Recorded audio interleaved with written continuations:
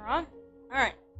Let me press record so that anybody who is on YouTube or comes late to the stream can watch it on YouTube. So let's go ahead and Fairy Tale Voyage. Let's go. I didn't know that.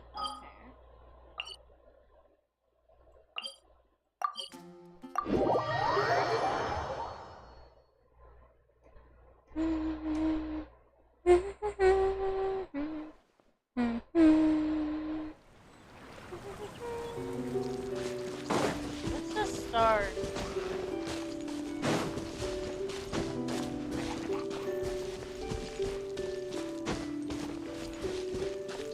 Body and mind. I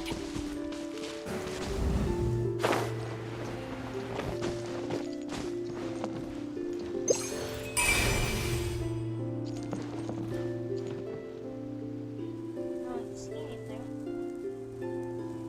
Oh.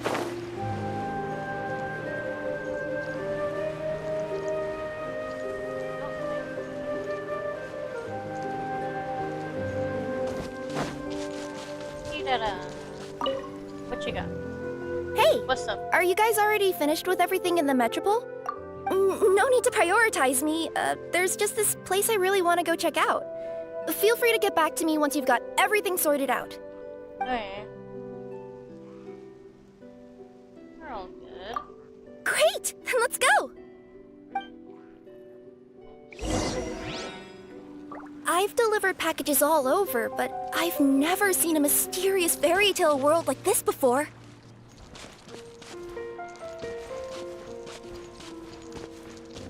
Looks like nobody has gotten around to repairing this house yet. Ugh, even I wouldn't dare to sleep in there. It might suddenly collapse in on you. Really? Oh, this one. Nothing to see here either. Maybe we can find someone to ask?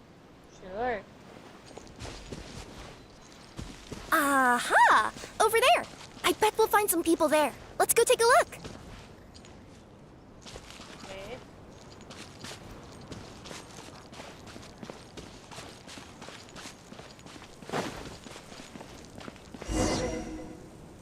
Uh-huh. I was sure there'd be people here. There once was a goddess who ruled over fate.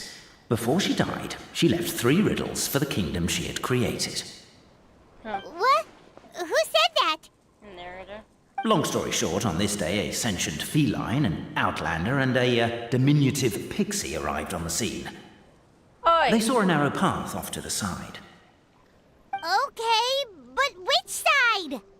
Yeah, if you gave ambiguous instructions like that to a Comania Express courier, they'd give you the parcel right back and tell you to write the delivery address more clearly. Despite how obvious the answer was, the perplexed pixie and the flummoxed feline struggled to work it out. Although, perhaps a small part of the blame could be attributed to my dull narration. All right, let's try this again. The path on the left-hand side seemed to give off an enticing fragrance, as if to say, this is the way to wealth and glory. Ooh, that sounds like the start of a good story. Then what? Then what?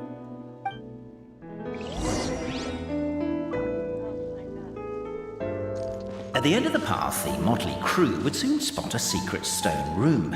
A prophecy had once foretold of a marquis who shall one day venture inside, and thus it is named the Future Marquis's Abode to Be. You like it? The Future Marquis's Abode to Be? Got a nice ring to it, doesn't it? That was a little bit boastful. But before you continue, I must warn you of the danger that lies ahead. For example, under no circumstances should you sit on the chair in the center. Otherwise, the consequences could be a bit embarrassing.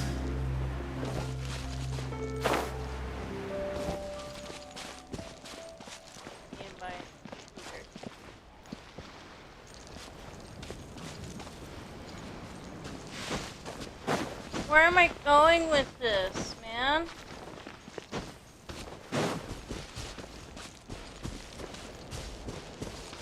So. Carrot head, man.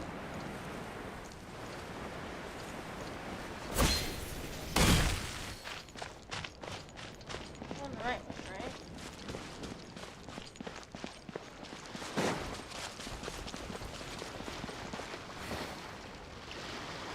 It's this down here, isn't it?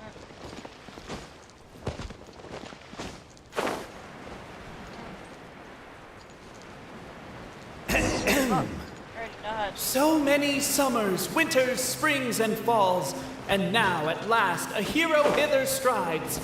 This realm knows not what lies beyond its walls. Its secrets mystify the world outside. Wait, new voices. Who are they? Alright.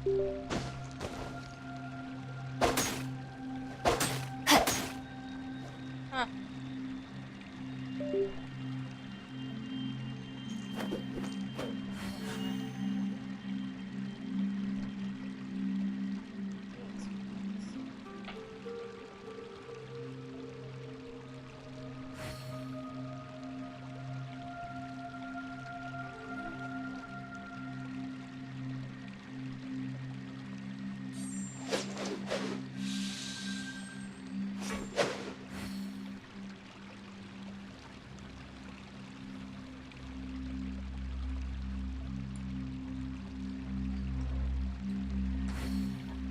This one. There we go.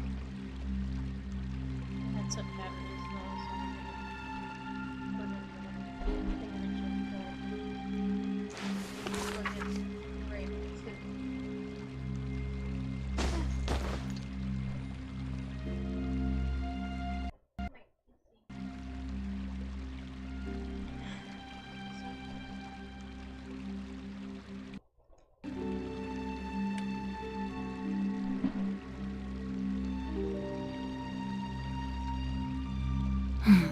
Now, this is what I call a moment of solitude.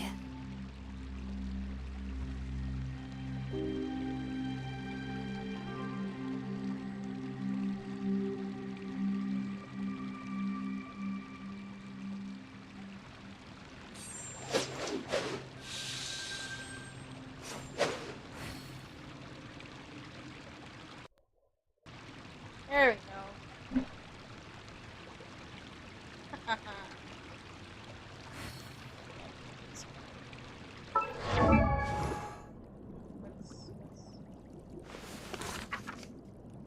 What's the thing? Oh, the outfit. Just recently got it. Won't I get funny looks from people if I... It was on a deserted moonlit night that the hero approached the vile dragon's limpid lair.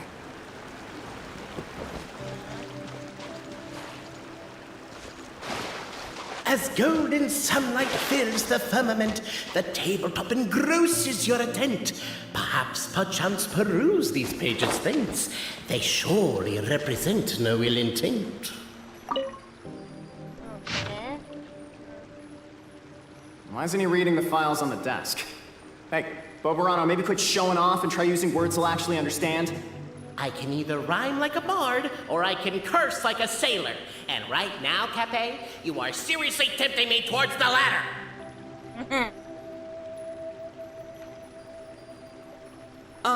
Cape, forgive me for breaking the rhyme scheme for a second. Captivated by the epic poetry and enthralled by the outstanding storytelling, the Outlanders knew what their next objective was. Namely, to remove the clockwork key from the raised platform up ahead. Cape, I just realized you said we all had to speak like bards, but every time you open up your mouth, I don't hear any rhymes. Yeah. Strong as stone, firm as steel, the Outlander pulls, but it does not yield. This has happened many times before, but this time is different. A thought enters the Outlander's mind. Attack! Attack! First weaken the structure, then seize the treasure. The attack's now over. Only one final step remains. Now it is the time to seize the key.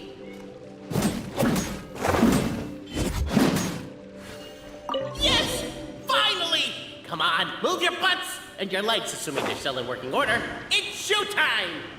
No hard feelings about your lack of poetic contributions? Oh, let it go! Hello. Ah! Welcome, esteemed and noble Outlander. Allow us to introduce ourselves. We represent the 3 great clans of this realm, having been selected as its authorized historical supervisors. Our purpose being to await the arrival of one such as yourselves who shall remove the clockwork key. My name is... You're Cape, he's Albizzi, and that's Bobarano, right? You've done so much talking that we can already tell you apart by your voices. Aren't we missing someone, though? The guy who led us here to begin with? Who? And thus was born the long-awaited fellowship, destined to uncover the truth of the past. Allow me to quote, if I may, in the history of Constellation Metropole, a new page has begun. Him. Okay. Well, there's no 4th person, so which of you is the ventriloquist? Come on, out with it. We've never heard that voice before, but he sounds like he'd be good at reading bedtime stories to children. Well, whoever it is, I don't know and I don't care. Forget about him. We have far more important things to focus on. Like, where our journey goes from here. That key you hold is the pivot point about which the past and present of the Metropole revolve. However, between our 3 clans, there is some dispute over the historical record. Each clan has its own version of history, detailing the clan's origins and the tale of the dragon of old. And unfortunately, we don't know which one is the truth. Dragon? You mean the one that's been acting up recently? Oh, no, not that one, you adorable little pixie. When I say dragon of old... He means a dragon that would be really, really old if it was still with us today, but it was defeated in ancient times. The new one has nothing to do with our clan history. Was that supposed to be a joke? Anyway, so you've been waiting for someone to remove the key so you can finally explore the truth of the past? Not just explore it, but argue incessantly about it. Honestly, I don't care that much. Cape's the one who's always bothering us about it. What we need to figure out is who resolved the dragon crisis. We have to know that before we can decide which is the supreme clan. The moment you removed the key from where it was lodged, you became the honorary Marquis. We humbly beseech you, noble Outlander. Okay. Call me Oni. Noble Traveler Marquis, we ask you to help us.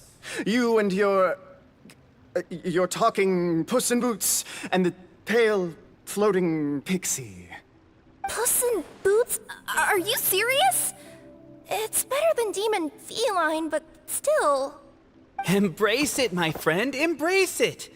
Most cats don't wear boots or speak, do they?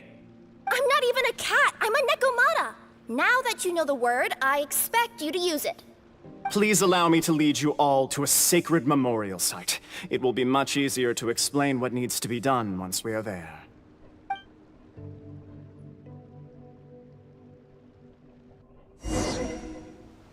This place is sacred to my clan. It's where our brave forefathers once took up arms against the dragon of old.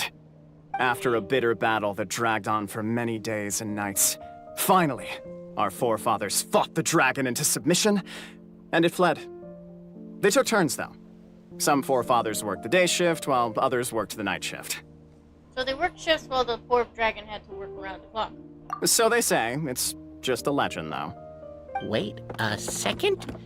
Did I just hear you admit that your clan's history is just a legend? History, legend, who cares? My clan was definitely courageous, that's the point. That's the truth. And isn't the truth what we've all been arguing about non-stop for all these years? Cape's words gave the traveler food for thought. Could it be that the truth in a fictional world is equivalent to fiction in the real world? But that would have to wait. Apparently, Cape was not alone in his pilgrimage to this sacred site. Unwanted company had arrived. Right. The traveler and the talking cat Nekomata decided to teach them some manners.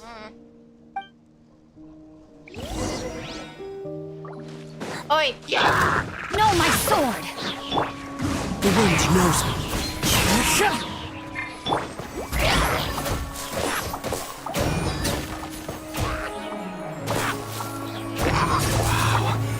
A true display of heroism and valor. It was as if the spirits of my ancestors were fighting for me. Could be wrong, but maybe the Traveler Marquis is. Your martial prowess and show of courage are a more vivid reenactment of my ancestors' feats that suit the modern aesthetic. Now, let's get down to business. As we all know, time is but an illusion. Time may flow line by line, page by page, or frame by frame, but usually it flows in the form of springs and gears. And that clockwork key you have in your hand can turn back time and make the past reappear. Well, actually, my view is that the illusion of time is more of a problem of consciousness. Gears power the body, while the body is the vessel of the conscious mind. But the mind cannot understand the dimension of time, so we experience instead an endless continuum of moments as the pinion of now turns along the rack of ages. I'm getting flashbacks to when I was delivering packages to the Sumeru Academia. A teacher once asked Albizzi what his greatest fear was, and he replied, dragons. Boberano was asked the same question. He replied, time, and repeated the argument we just heard. The teacher then turned to Cape and posed the same question. He replied, Boberano. The manuscript that tells the truth of the historical record, the blueprint to all of creation, the work of the great mage themselves. It can be found at the beginning of the gear rack, and on the very first page of the book. Paimon didn't follow all that, but basically, you're just saying that we need to put the key in and turn it all the way back? Exactly. It is said that in the beginning, the goddess of creation took the goddess of fate's manuscript as a blueprint, placed it under the goddess of prophecy's starry realm, and generated the world from a few magic arrays. So in a few moments, when the great clockwork key turns the local time here back to the very beginning, we will restore the magic arrays back to their original configurations. Hold on, isn't stealing part of the blueprint of creation a little dangerous? Also, how are we supposed to know the original configurations of the magic arrays? Well, the general shapes of the configurations have been passed down over the ages. They now form the family crests of each of our clans. So you'll just need to reference my family crest and join the dots accordingly.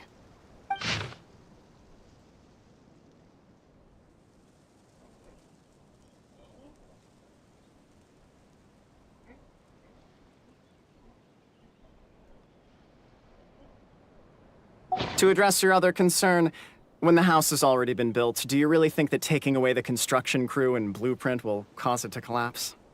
The Traveler Marquis prepares to insert the great clockwork key into the nearby keyhole.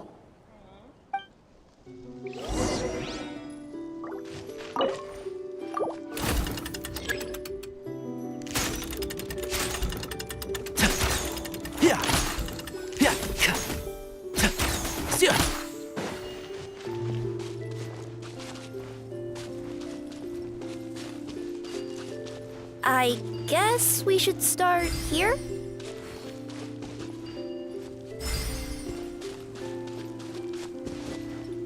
Wait a minute.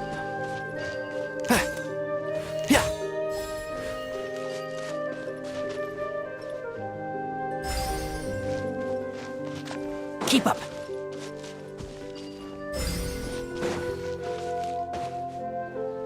Oi.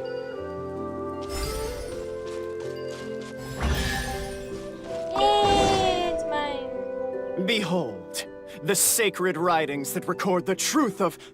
No, wait. That have shaped the truth of history. Gather round and let us bear witness.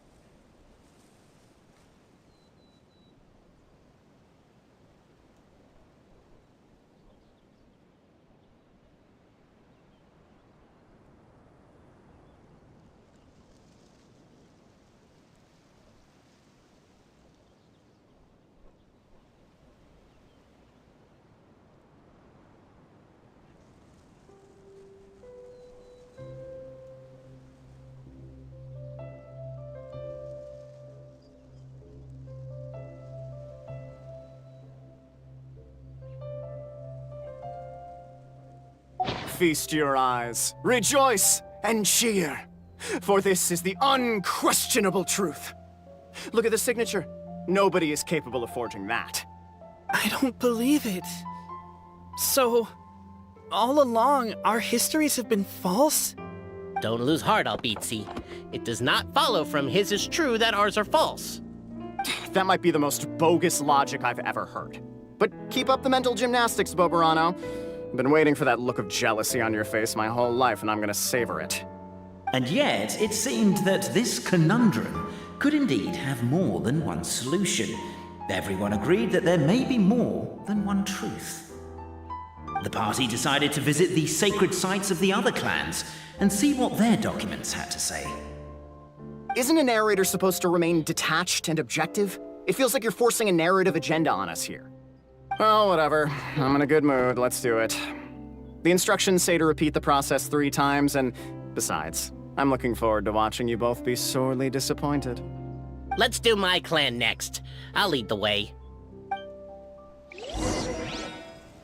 We'll need the key again, right? Let me see if I can pull it out. Yoink!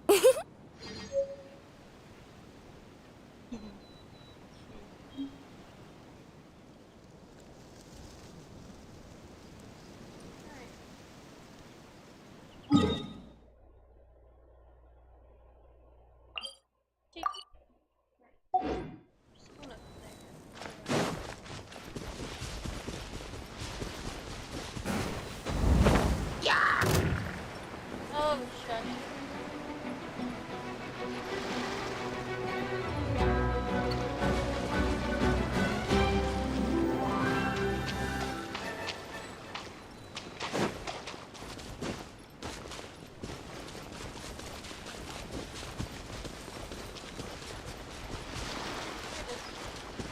Oh.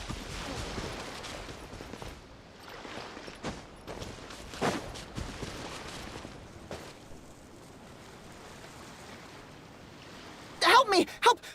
Oh, Goddess of Prophecy above, would you kind souls please help us? What happened here? Why are you all suspended in midair? I mean, being stuck in midair still beats falling to the ground and being smashed into a pile of blocks, but... I told him to be careful, but... No. Never mind. Now's not the time for that. My good friends, could I trouble you to turn the clockwork key over there? I'll explain everything in a bit. Okay.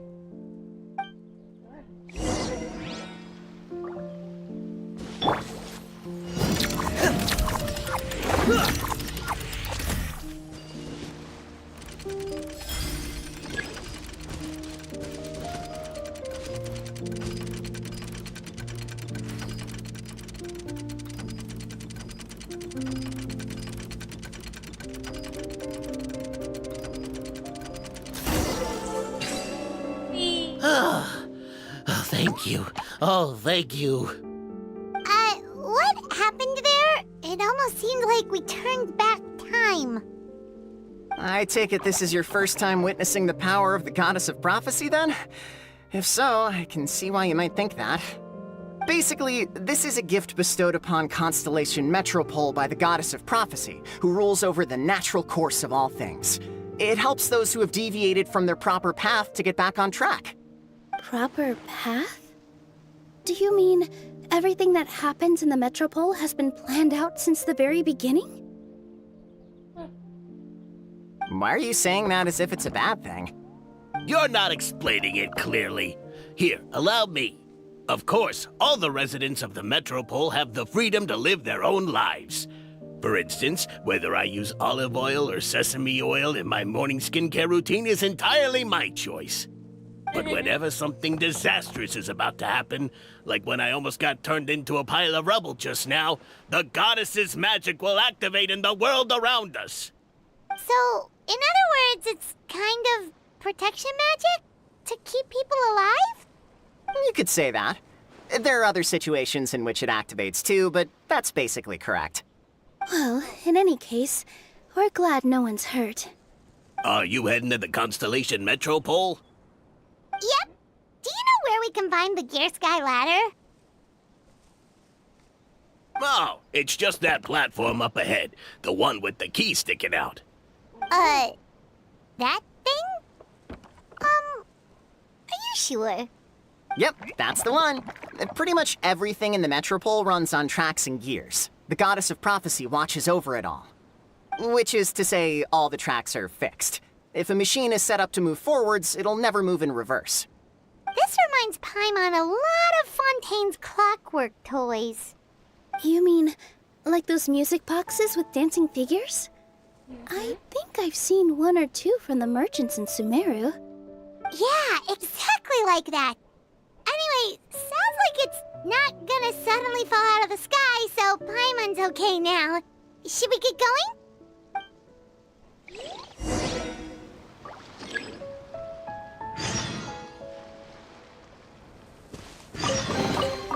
There's a lot of treasure here.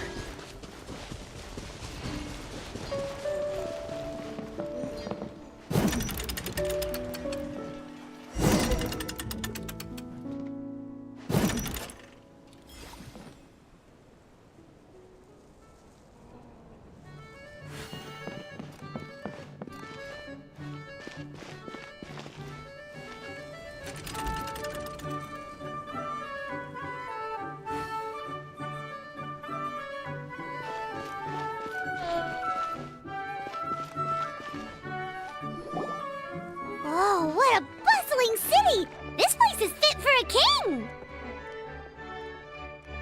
Our next step is to get to the top of the Metropole and ask the goddess of prophecy for guidance.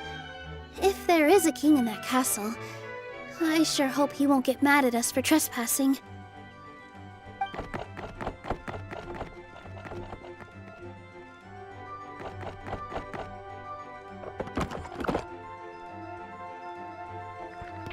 Oh!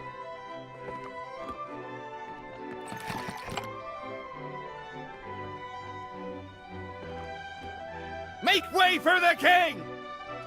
Oh, darn, we jinxed it. Oh, no. Did he overhear us talking about us sneaking into his castle?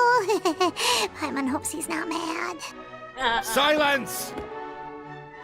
The one who shall soon stand before you is the ruler of Constellation Metropole, the one who descended after a meteor shower, and the protector of order and all the stars in the sky.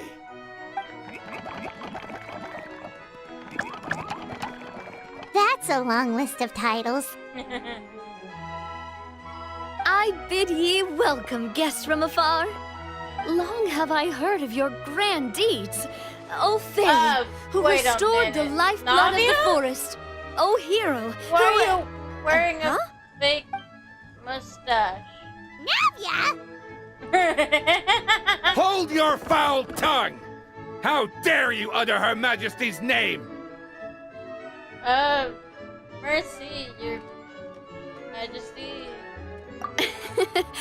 Nice one, partner. Spectacular improvisation skills. I'd expect no less from you. All right. You can relax now. Allow me to make some introductions. This is the Traveler, and his trusty companion, Paimon. You are personal friends with Her Majesty the King? Please, forgive our grievous mistake. We had no idea. All right, the welcome ceremony is over. Everyone back to your stations. I will personally treat our guests to some royal hospitality. Yes, Your Majesty. Aww, cute. Your Majesty, we are most grateful for your... Oh, come on, I've already sent them off. So anyway, how did you guys get here? We were gonna ask you the same thing! Also, how are you already king of this nation? And where did you get a crown? Oh, wait, don't say it. You just woke up like this, right? Sounds like you've answered your own question. But before I woke up, I heard a voice say to me, "You are the king of Constellation Metropole. Now go forth and save your city." A similar thing happened to me. Oh, yeah, sorry. You must be the fairy of the Forest of Blessings, right? This is Nilu, a friend that we made during our time in Sumeru. She's a dancer. Nice to meet you, Miss Nilu. I'm Navia, the president of Spina di Rosula. If you ever get the chance to go to Fontaine, make sure you come and visit me. I'm based in Poisson. Seems like you're taking this all in stride. Aren't you nervous about getting stuck here and never being able to get back home? Why would I be worried about that? We've faced much bigger problems than this before, and we always pull through. This should be a piece of cake. Besides, life's always full of surprises. You gotta learn to just enjoy it. That sounds like a great outlook on life. You have a very optimistic spirit. Thanks, I'll take that. Honestly, though, it also puts me at ease to find out that you guys are the fairy and heroes that I've been hearing about in this prophecy. We're kind of veterans at dealing with prophecies by now, aren't we? About that, Yeah. has anything bad happened in the Metropole? We heard about an evil dragon. Did it make a mess here too? It sure did. Apparently, for whatever reason, he went for the stars above the city recently. Literally just flew up and started snatching them out of the sky. Luckily, the guards responded quickly and stopped the dragon from taking them back to his lair. Unfortunately, though, he dropped them before he flew off. Now they're scattered all around the Metropole. I've been out trying to retrieve them, but I only managed to get one of them before you showed up. Oh, I didn't ask yet. What brings you to the Metropole anyway? Oh, Paimon can explain.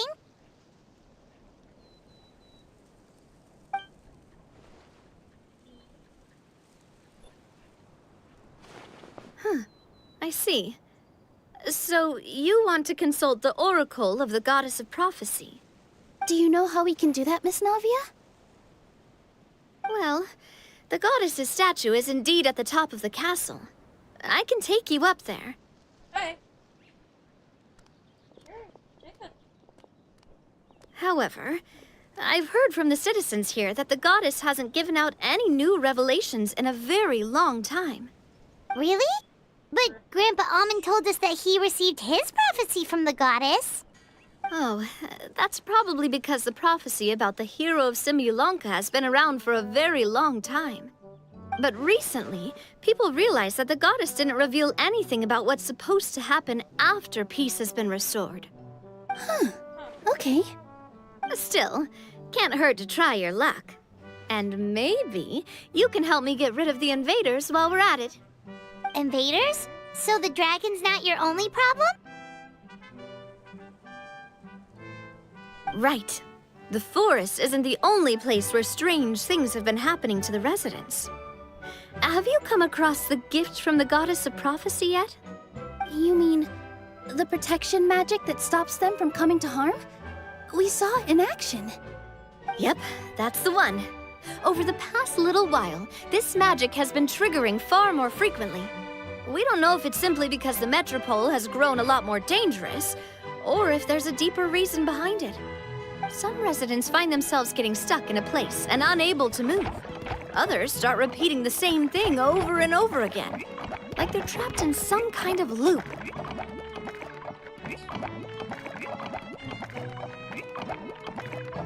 If we were to use clockwork toys as an analogy, could it be that the tracks have eroded, or the gears have slid out of place?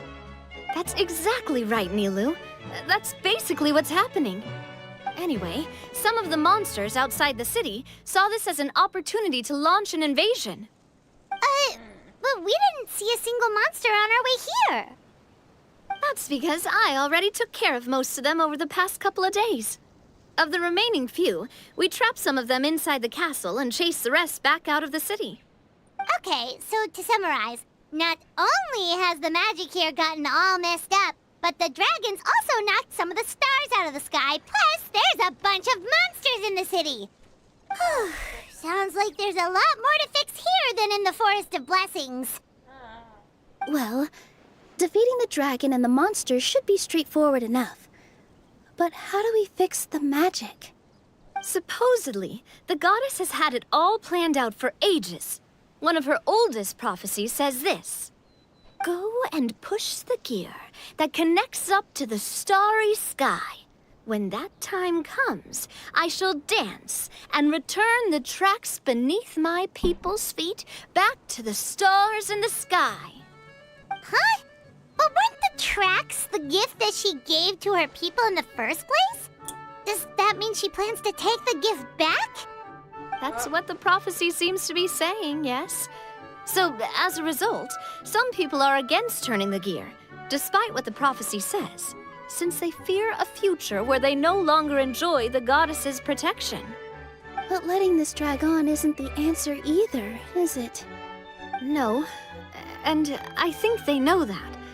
But they're just too afraid to take that final, terrifying step. They're still hoping there might be an alternative solution. Now, we could ignore their objections and go turn the gear ourselves, but... You want to be considerate of their feelings. And you want to let them make that choice for themselves. Exactly. You know me well. And that's why you're my partner. I want to get as many people on my side as possible. At the end of the day, this is their city, and they should have the right to decide its future. Ooh, spoken like a true wise king, Navia. I am the boss of Spina di Rosula, after all.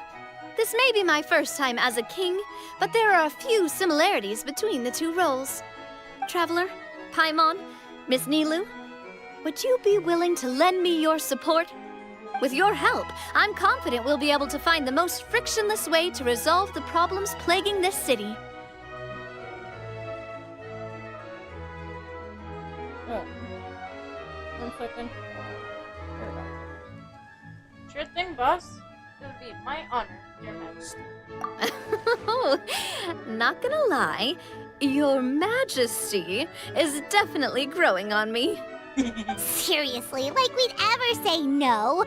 We're your friends! No need to ask us so formally in the future. I'm happy to help too. This is a beautiful city, and just like the Forest of Blessings, I would love to see it return to normal as soon as possible. Ah, great! As the King of Constellation Metropole, I extend to you my gratitude. All right, everyone, follow me.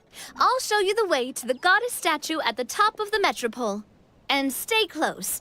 You don't want to get lost in my castle. It's huge.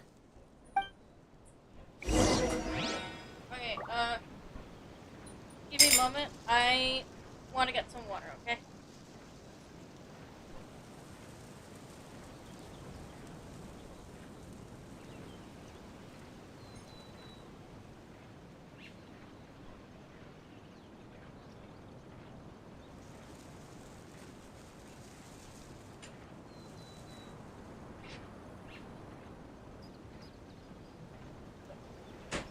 Wherever the tide takes me, so long as the light of the hearth still shines, I'll always have a home to return to.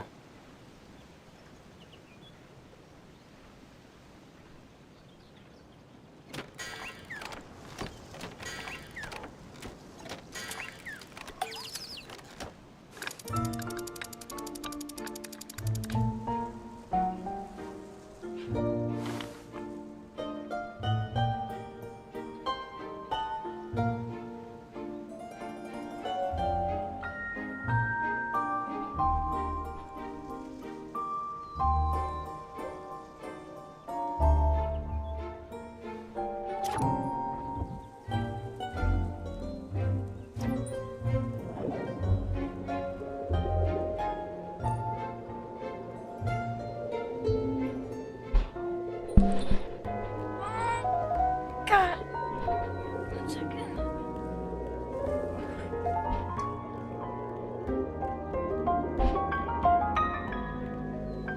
Ah. Oh.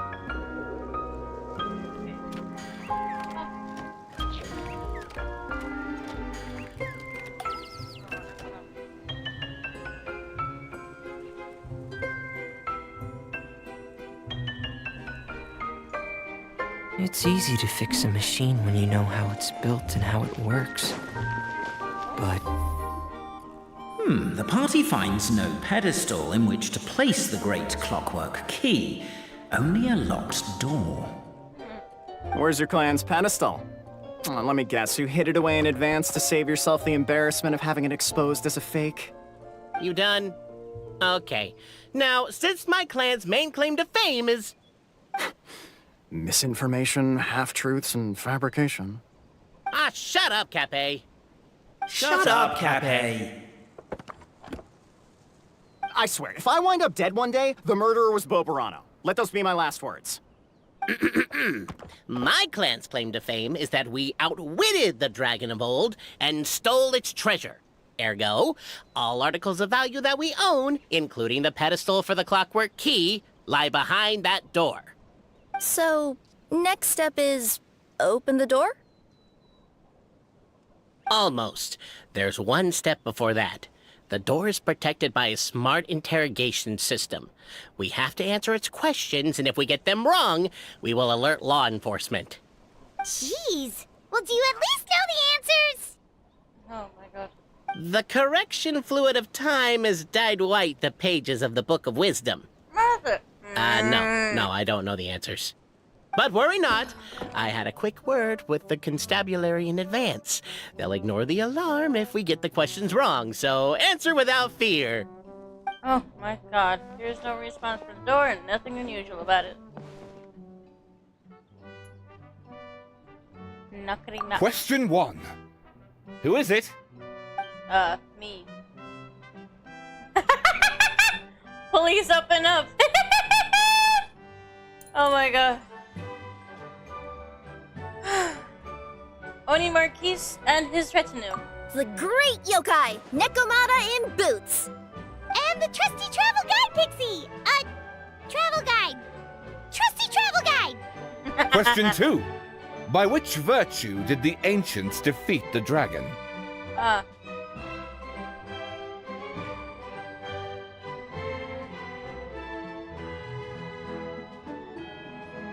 Wisdom? If this is the right answer, I swear I'll... Correct! Oh my god. A barefaced lie. So low. Question 3. Which is more real? The fiction of the outside world, or the truth of this world? Real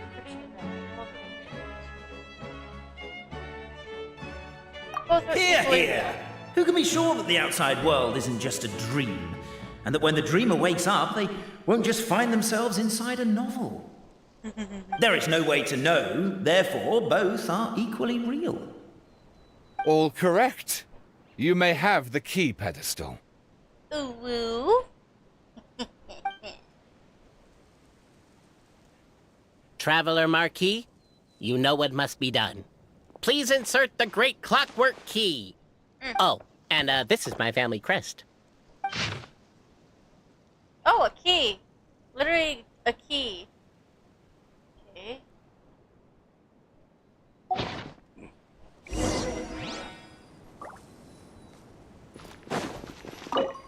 Sure.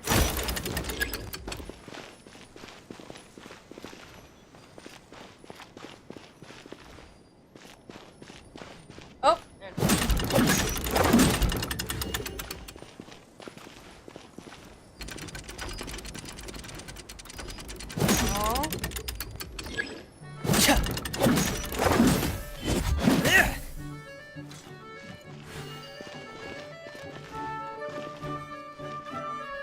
Oh. Do we really need this one?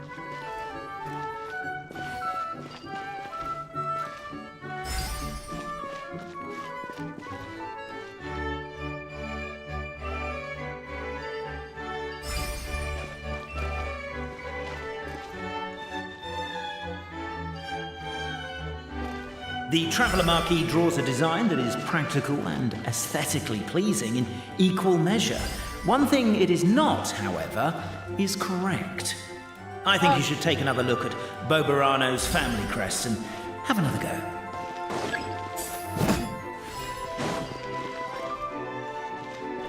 Rana.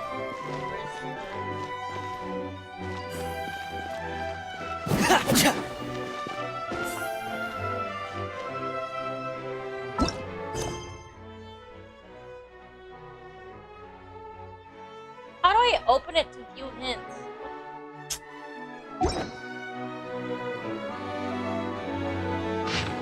Jeez.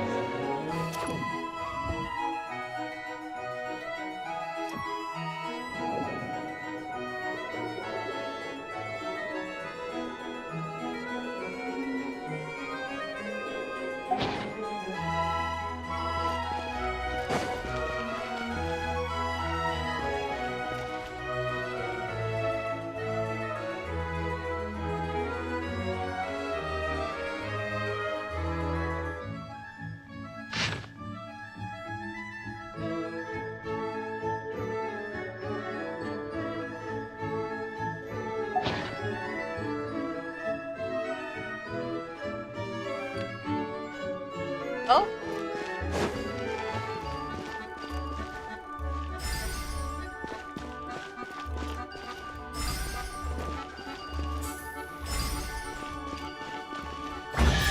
Haha, got it. Oh. Now, let me see what... What elaborate fiction the Clan of Wisdom was able to conjure up. If anyone's listening, I would like to submit these as my last words. I surrender. I'm the one who murdered Tappy. Oh my god.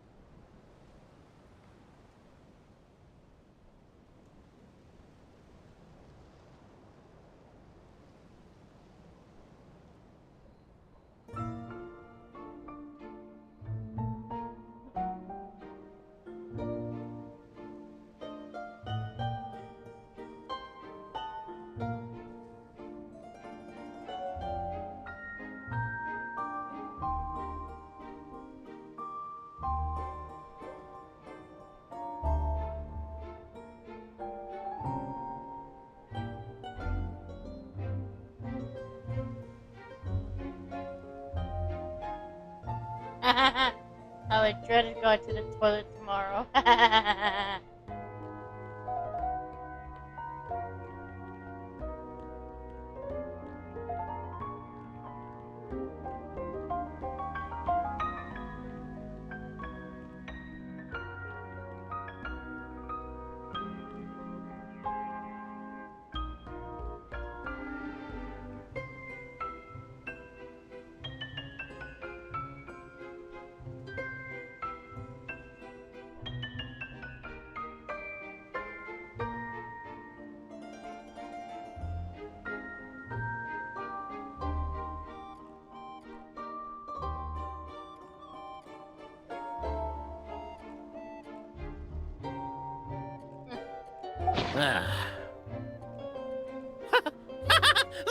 Look! My clan's history is true as well! Ah, there's that same unforgeable signature again, right here! What? Oh, does this mean that my clan is the only odd one out? Given that my clan's wisdom is such a subject of ridicule in your eyes, I will now appeal to my own personal intelligence, which I believe far surpasses that of my clan at large, and make a prediction.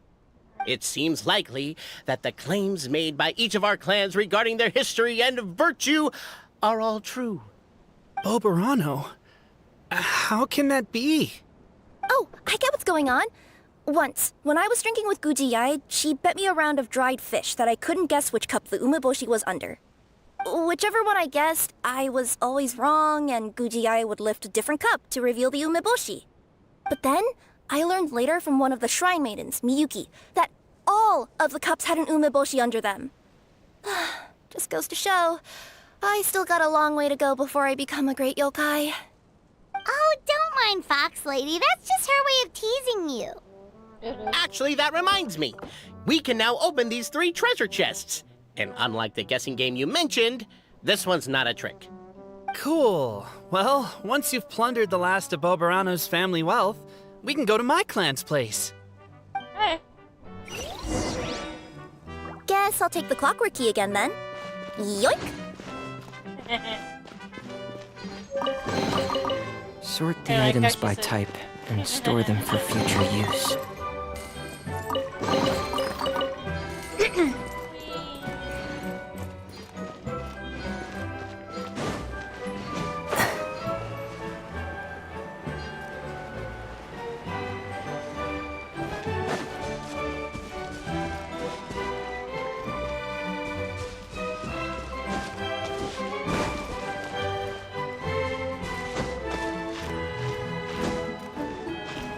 Ooh.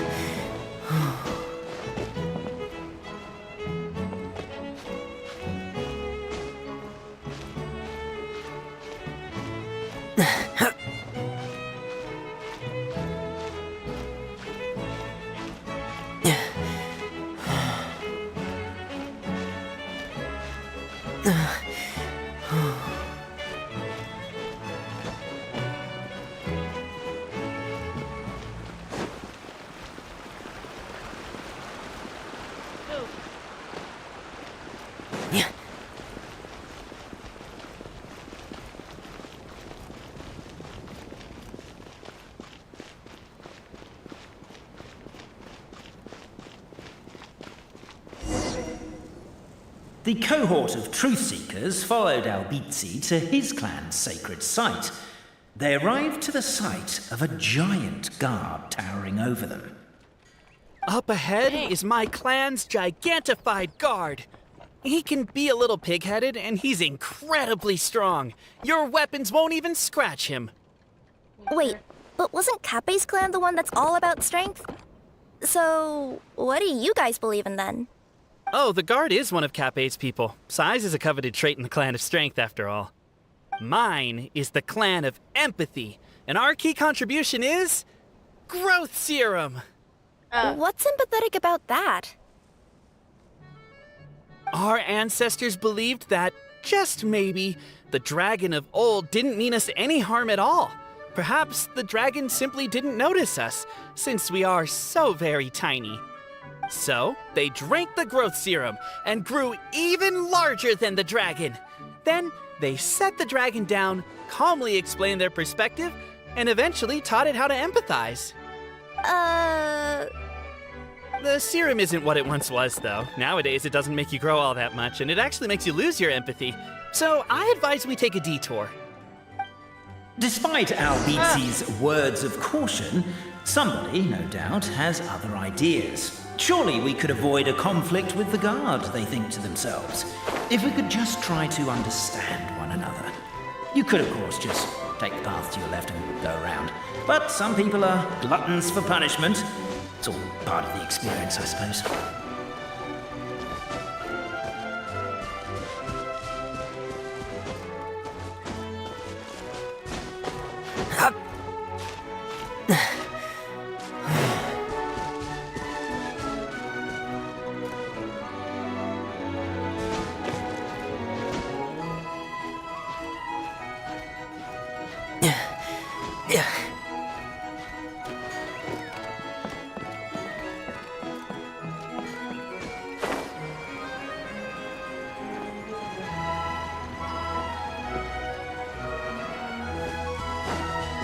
Determined, presumably, to always do what is right.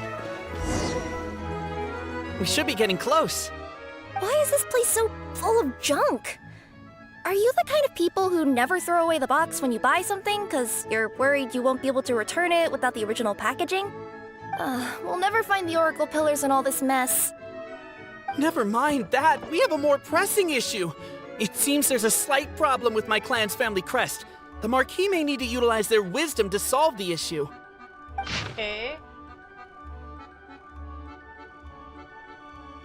Oh, the star. Middle? Wisdom too, huh? Well, you guys have a bit of everything, don't you? Except empathy.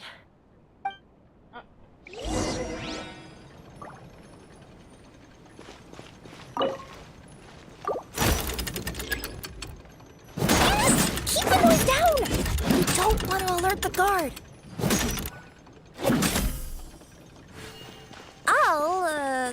I'll go keep watch.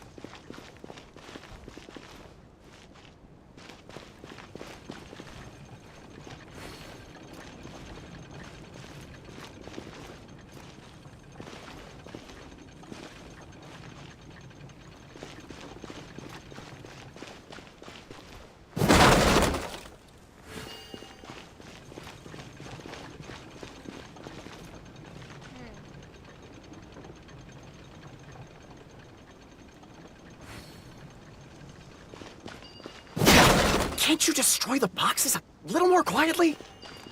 Ah!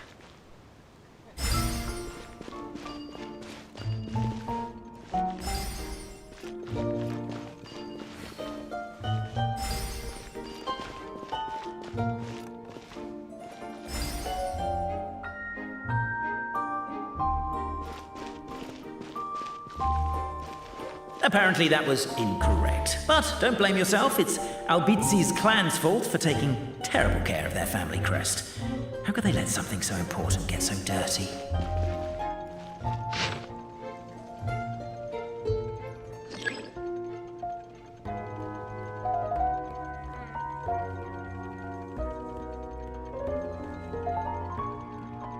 Wherever the tide takes me, so long as the light of the...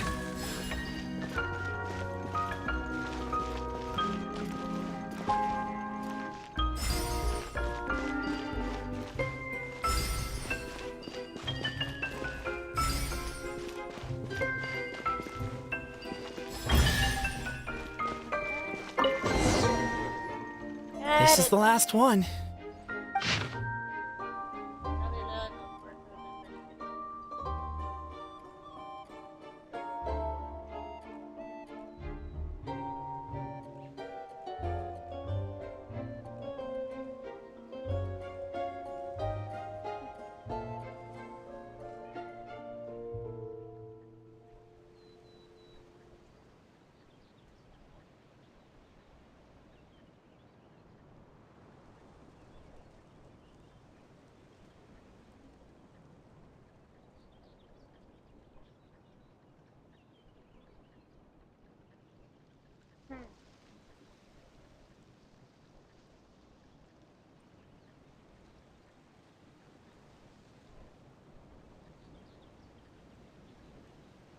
Huh.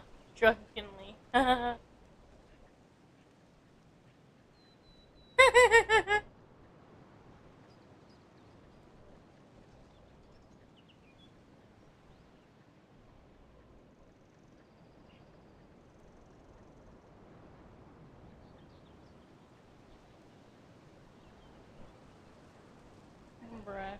The signature. So it's true. Empathy is one of the founding virtues of Constellation Metropole, too. Just as we suspected, all three are the truth. Suspect. Okay. Well, this is a lot to process. I feel a little empty inside. Yes, we found the truth, but there's too much truth. I get you. It's like in Inazuma, when there were only 6 books in the Mirage Warrior series, it was really popular. But by the time book number 88 came out, nobody wanted to read it. They'd all lost interest. A brief moment of joy is drowned out by a growing feeling of melancholy. But perhaps there is a glimmer of hope to be found too? Anyone? Anyone? All right, I'll say it. How is it the case that these 3 versions of history can all be true at once? That's exactly what Paimon was wondering, but Boborano kind of already explained it away earlier. So Paimon was worried she'd look stupid for asking the question. It's not a stupid question at all, my dear little pixie. While I did postulate that different truths may coexist, there is an issue when it comes to these 3 truths in particular.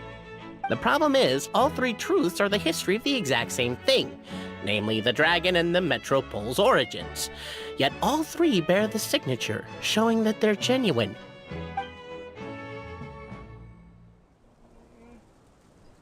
Suddenly, the sound of a bell rings out.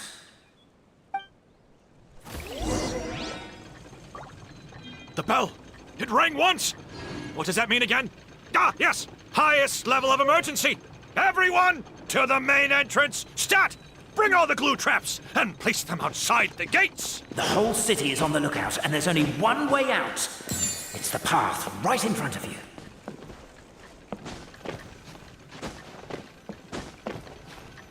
Why'd they ring the bell anyway? Also, why is 1 ring the highest level of emergency? Obviously because you have to respond fast when it's an emergency. They're outside! After them!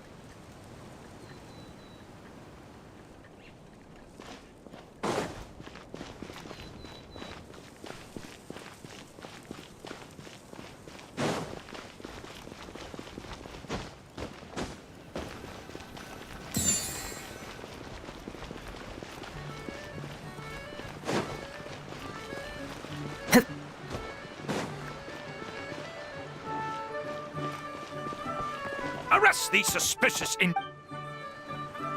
The bell! It rang once! What does that mean again?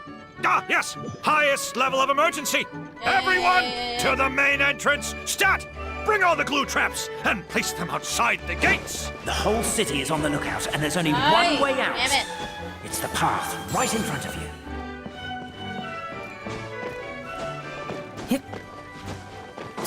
Why'd they ring the bell anyway? Also, why is one ring the highest level of emergency? Obviously because you have to respond fast when it's an emergency. It'd be a bit too late if they waited till the 99th ring.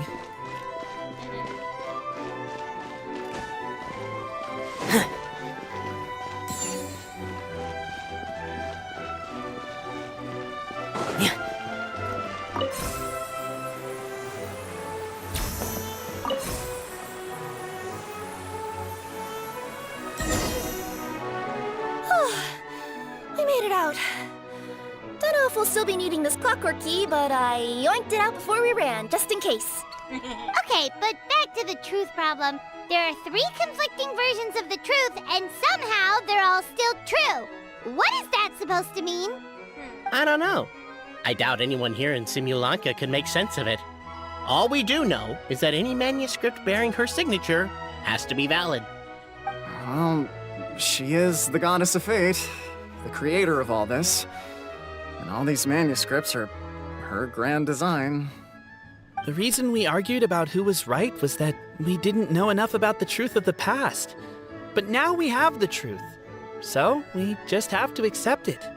As surely as we will follow the clockwork path designed for us, so is this the course that history has taken. It is clear and incontrovertible. We will never argue again. Thank you all. Is that all there is to it? Is this where the decision made at the first crossroads of destiny has led us to? A pointlessly happy ending? Overthinking it would be equally pointless. Well, that's enough for one day. Time to take a break. Could you be any more cryptic? You're planning something. Paimon knows it. Whatever happens, today was a breakthrough in my journey of discovery. I will go back and share it with my clan. Me too. And me. Let's leave it there for today then. I'm sure we'll find out what else Mr. Narrator has planned for us tomorrow.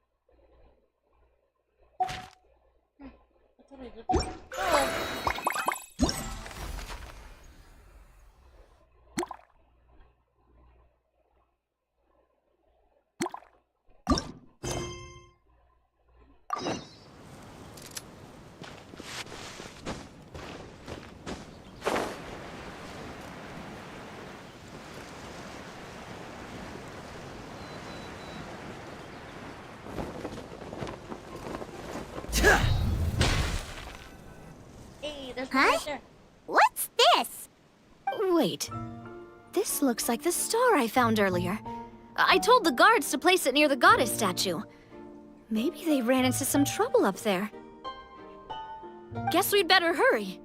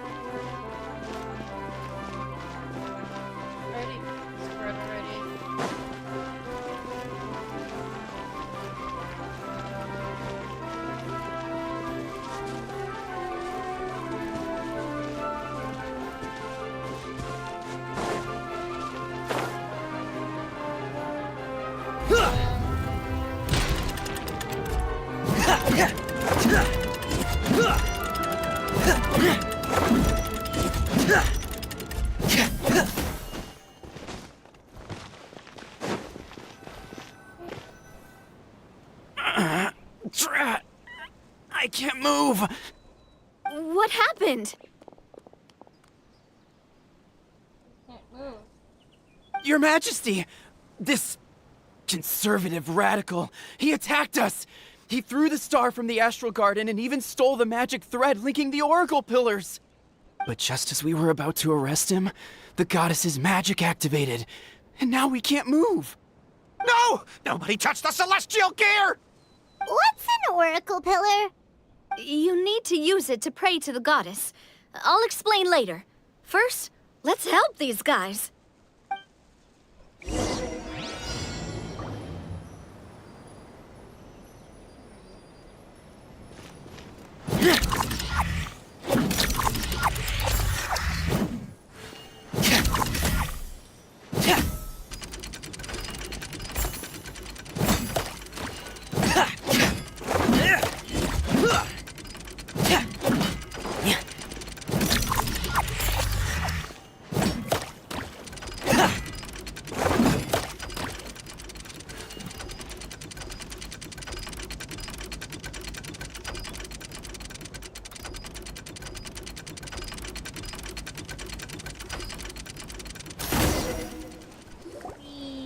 We did it. We. Hey, he's getting away! Halt! Not for long. It's okay. Let him go. But, Your Majesty! Even if we catch up to him now, we won't be able to change his mind, much less quell the fear that many others like him are feeling. All it would do is turn him further against us. Understood, Your Majesty. Also, this is the magic thread he was holding from the Oracle Pillars. Your Majesty, what should we... Ah, please give that to the traveler over there. I believe they have some questions for the goddess. Yes, Your Majesty. Thank you. Yoink. So, what do we do with this exactly? See those oracle pillars over there? Just use the magic thread to connect them together in a specific pattern, and the goddess of prophecy will answer your prayers. Oh, sounds easy enough. Let's give it a try. Okay.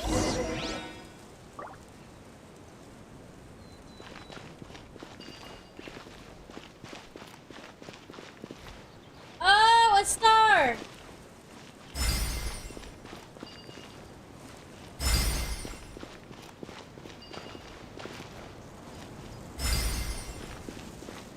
The primo jump.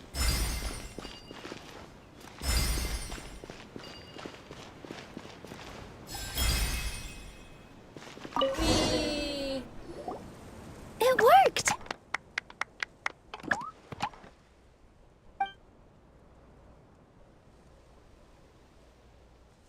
To which course of fate do you seek answers, my child of Simulanka?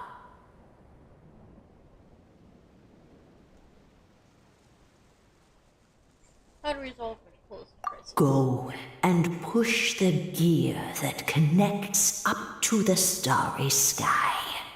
When that time comes, I shall dance and return the tracks beneath my people's feet back to the stars in the sky. Okay, so like the future. You wanna say shit? Yeah. The hero from another world, supported by their companions, shall restore peace to this world. I just gotta leave the world. Ah! She wanna say shit? So, Miss Navia was right. The goddess of prophecy didn't tell us anything about the future. Fair enough. Guess we'll just have to play it by ear. We want to push the celestial here. Then first, we have to restore the sky back to its original state by putting the stars back in their positions. Let me do a quick count. All right.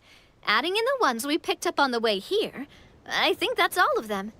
Let's go hang these stars back up in the sky. In the sky? How do we get up there? Oh, I got us covered. We will, of course, be taking the Aerial Express. Is that a flying train?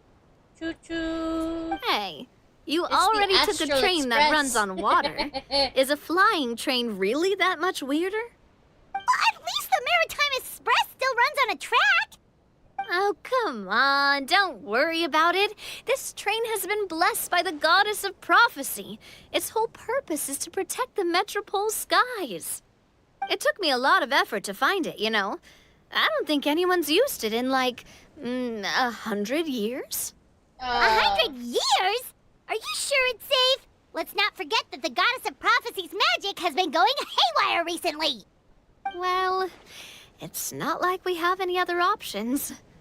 Unless you want to do the honors, Paimon. Fancy flying up there on your own? No, thank you. It's way too high up. Oh, wait, Nilu. You've got a feel for how magic works here. Can you do your thing and sense if this train is the real deal? I can try. Yes, I can sense traces of magic, but it's different from the kind I felt in the forest, so I don't know. Okay, fine. Guess there's only one way to find out. That's the spirit. I'll come with you. Miss Nilu, will you be joining us? I think I'll stay behind. That way, if something does go wrong, you'll have someone on the ground to get you some help. That makes sense. If the train does break down, you can make us a giant origami crane to come bail us out. Or if a crane's too difficult, a finch could work.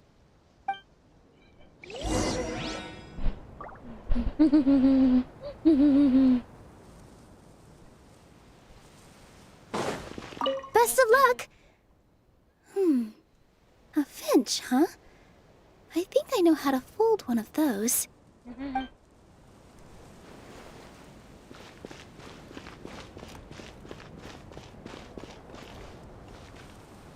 it in.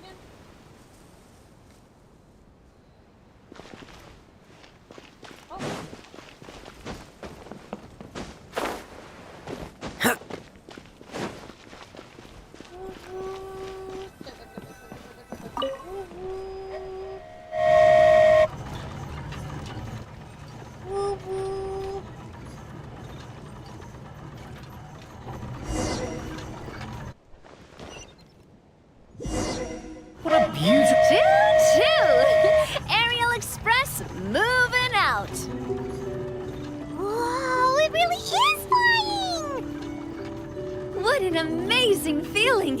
I've never been on a flying train before. Neither have we. The voice in his head grew louder. Must go to Pendulum Lane. That should do it. On to the next location.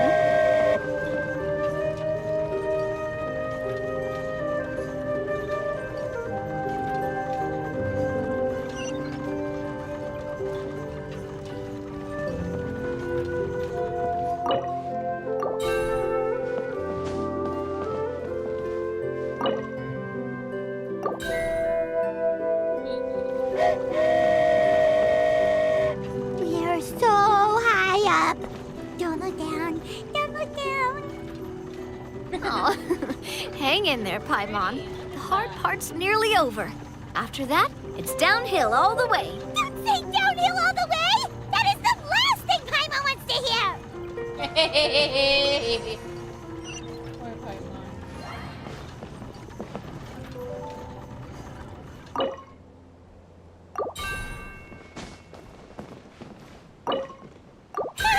We're finally done. Okay, let's get back down while this train is still working.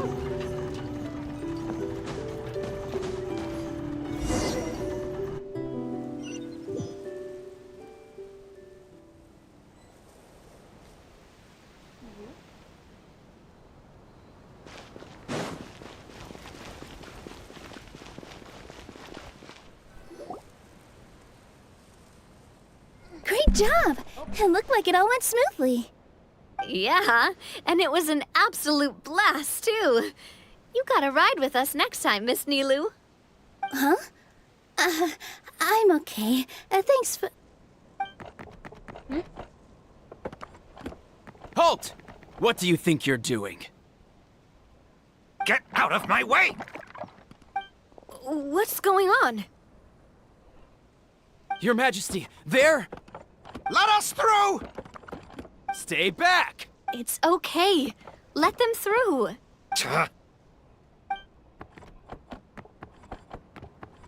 Your Majesty, could we please ask you not to turn the gear that connects up to the sky?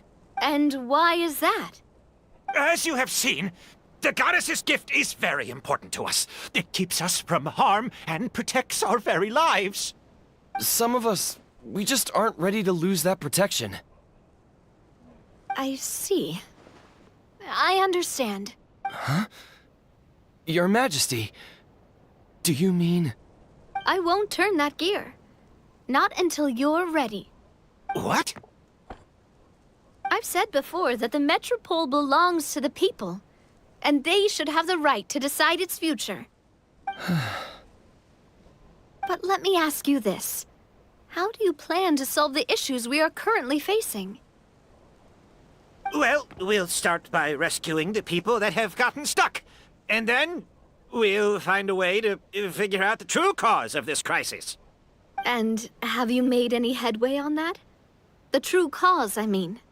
Unfortunately not. Hey, you little... I'm sorry, my friend, but it's the truth. You have friends and family that have been affected, don't you? That have gotten stuck? Duh. I understand your concerns. But if we let this drag on for much longer, the situation may well get worse. More and more people will be frozen by the goddess's magic. Yes, but if we turn that gear now, all the tracks in this city will disappear. I know this is a hard decision to make. But have you ever thought about why the goddess might have made things this way in the first place? Huh? Why do you think she might decide to take back her gift and stop revealing further prophecies about the future? Are you saying she has abandoned us? No. Quite the opposite, in fact. What do you mean? The goddess dearly loves this world and all the people of Simulanka. And because she loves you so much, she wants you to be able to choose your own path. Every parent hopes their child will have a happy and carefree life. But if they're overprotective, then all they'll manage to do is keep their child trapped. If a mother bird lets her baby ride on her wings for too long, her child will never learn how to fly. Perhaps the goddess of prophecy has always known that one day she'll have to let go. Children can only become independent if they're allowed to form their own opinions, make their own decisions, and deal with the consequences on their own. Only then will they be able to continue their journey alone, even after their parents are gone. But we've relied on the goddess's protection for so long. We don't know what it's like to go it alone. We don't know if we have what it takes. Are you kidding me? I think you've proven yourselves more than capable of that. What do you mean? You made a call in a time of crisis, and you've come all this way to talk to me. Even the guards couldn't stop you. That must have taken a lot of courage. But we only did it because we were scared. Why you set out on the journey doesn't matter. What matters is that you've proven you can choose your own path. My friend, I fear our king is right. It is time for us to face our fears. What? But we... We can't go on living like this. Living in fear. Look at what it's driven you to do. You threw away a star personally created by the goddess of prophecy herself. You once revered her more than any of us. And I think the king is right. She hasn't abandoned us. I don't care anymore. Do what you want. Aw, he laughed. I'm sorry about my friend. That's just how he is. Always had a terrible temper. Please accept my apology for his impudent behavior. Is it just me, or has he accepted the goddess's prophecy? I think so. Not that you'll ever hear him admit it out loud. Your Majesty, please turn the gear that connects up to the sky. So, you've made up your mind? About giving up the goddess's gift? Yes, I've made up my mind. But maybe losing the gift isn't what this is about anymore. Because we've gained something too. You have given us courage. Well said. I am proud of your decision. Now, gather around, everyone, and join me as we make the night sky of this wonderful city turn once more.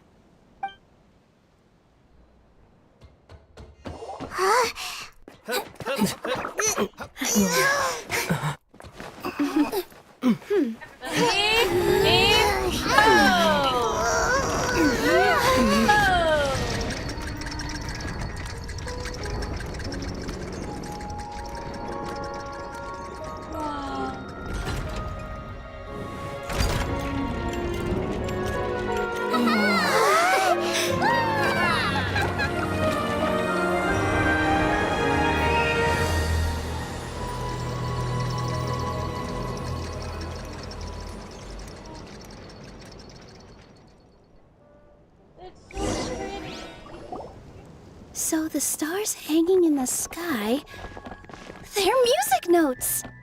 This entire metropole is a huge music box! That's incredible! How do you feel? A little scared and uncertain. But for some reason, I feel a lot more at ease. It's as if some kind of huge weight has been lifted from my shoulders. Figured out any next steps? To be honest, not really. But maybe I can start by having a heart-to-heart with that stubborn friend of mine. I have an idea. If you don't know what to do, why don't you start by helping the people around you? You mean the people who got stuck because of the goddess's magic? I mean anyone and everyone who needs your help. By helping others, you'll eventually find your own path. Trust me, I have experience in this. What kind of experience, Your Majesty? Yes. We'll need a formal organization with a catchy name before we go out and start helping people. Why don't we call it the Spina di Rosula? Spina di Rosula? Ooh, or even the Spina di Rosula di Simulanka. Yeah, that's catchy. Wow, big expansion for the Spina. Moving into other worlds now. Spina di Rosula. I like it! It's a great name. Let's do as Your Majesty suggests. Well then, how about I appoint you as the head of the Spina in Simulanka? While I'm off fighting the dragon with the other heroes, it'll be your responsibility to work with the guards and take good care of the people in the metropole. What? You're planning on fighting the dragon? But no, Your Majesty, you must reconsider! He's right. Your Majesty, you can't. How are you two on the same side all of a sudden? Perhaps Your Majesty is unaware of this. The great dragon suddenly broke out from the Titanium mines one day and tore the end of the world to pieces. After that, it spat out a strange fog that surrounded a whole island. No one knows what lies beyond the fog, and no one knows what has become of that poor island. Before Your Majesty arrived, we dispatched many soldiers to fight the dragon, but none came back alive. Yikes. Sounds worse than we thought. Isn't that all the more reason for us to go? There could still be guards trapped there, waiting for someone to rescue them. King Navia is right. We cannot simply stand by and watch as the people of this world suffer. Very well. Though I have not served by your side for very long, Your Majesty, 2 days is enough for me to have learned that once your mind is set, any attempts to change it are futile. You're a pretty good judge of character. He probably didn't mean that as a compliment. Since you're serious about this, I won't try and stop you. There's only one way to reach the end of the world, and that's by taking the Maritime Express. Oh, right! So there's a line going there too? Yes, it was originally built to serve the workers commuting to the Titanium mines, but it has been abandoned since the dragon attack. I'll tell the conductor to wait for you at the platform by the side gate to the Metropole first thing tomorrow morning. You're embarking on an extremely dangerous adventure. Please be careful, Your Majesty and friends. Oh, thank you for your concern. While I'm gone, I leave the Metropole in your capable hands. Yes, Your Majesty! Just call me boss from now on. That's what everyone in the Spina calls me, and it's what I'm used to.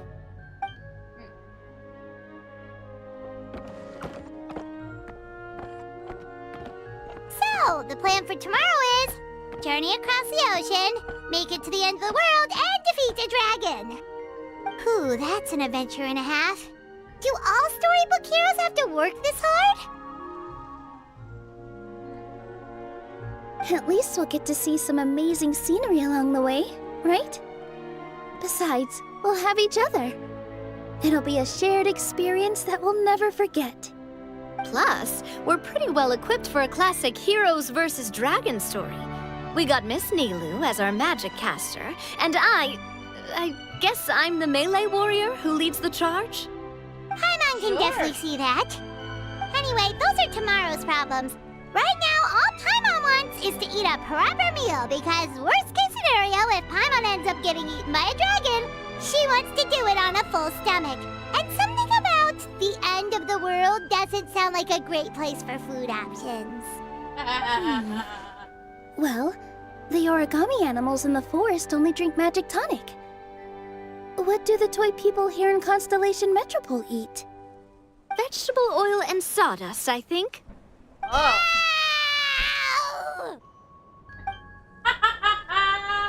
Poor Paimon.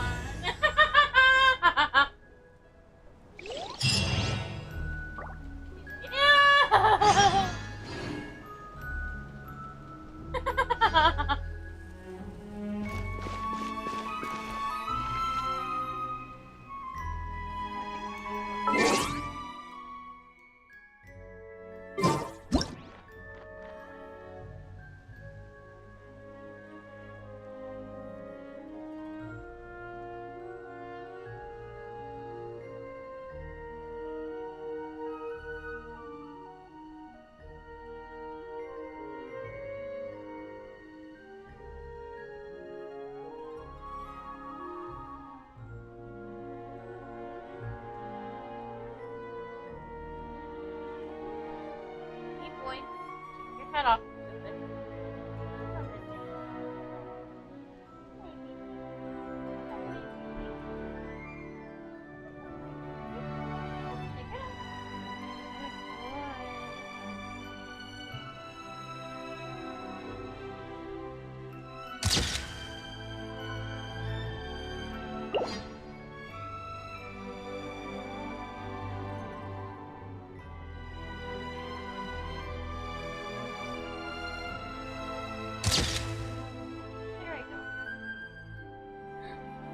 He's looking down.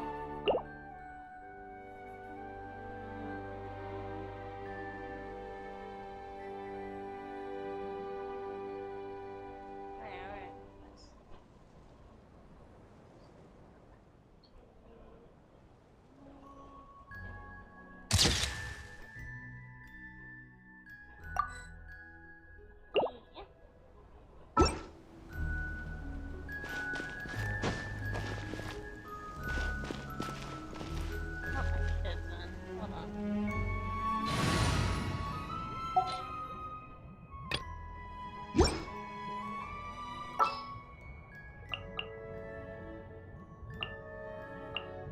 Yes.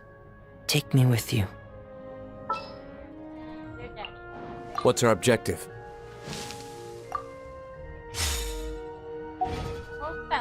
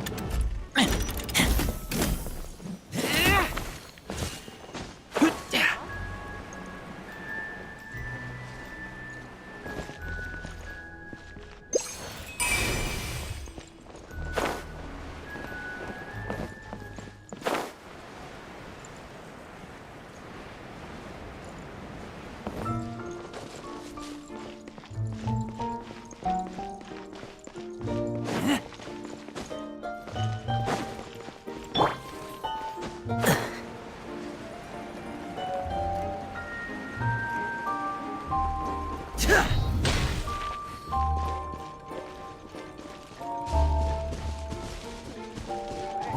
is it? Damn it.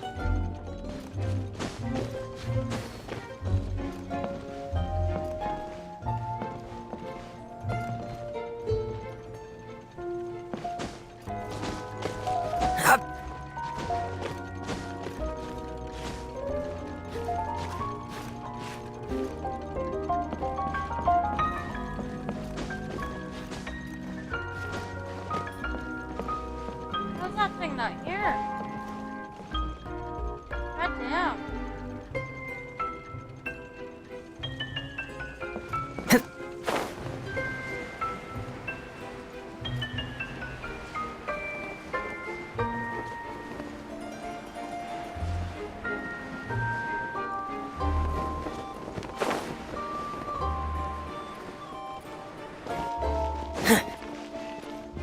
Why is it up? Oh my god, I can't find it. Where is it? This is pissing me off, man. I don't know where it's at. It says it's up there, but I don't see shit.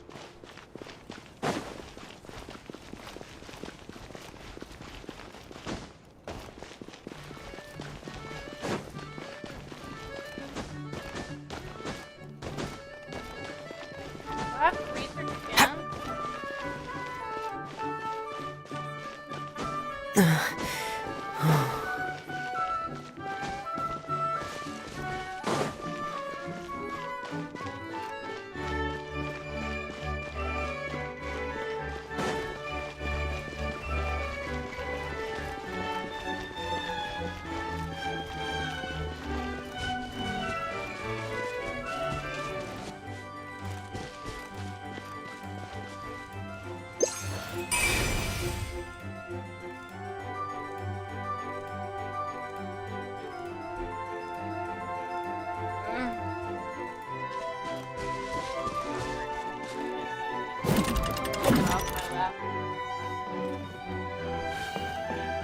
Oi! Give me my damn thing! Where is it?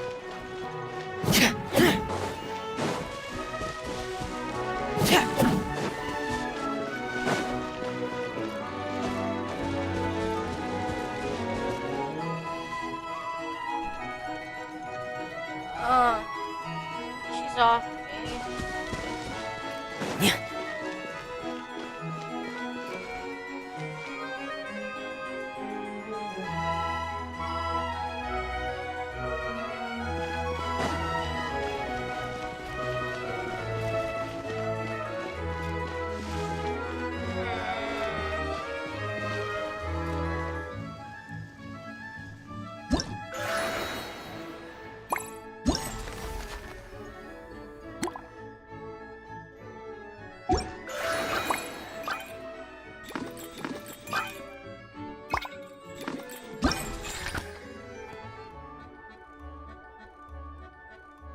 Excerpt of Bliss.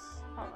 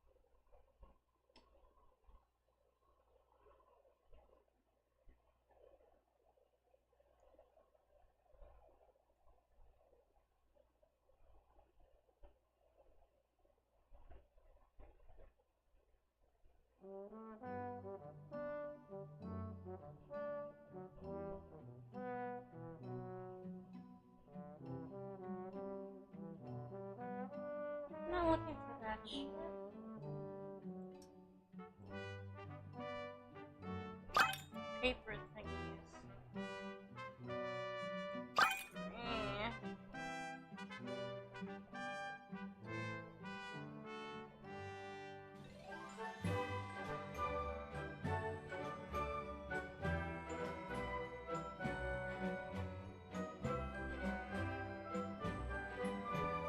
Origami airplane one.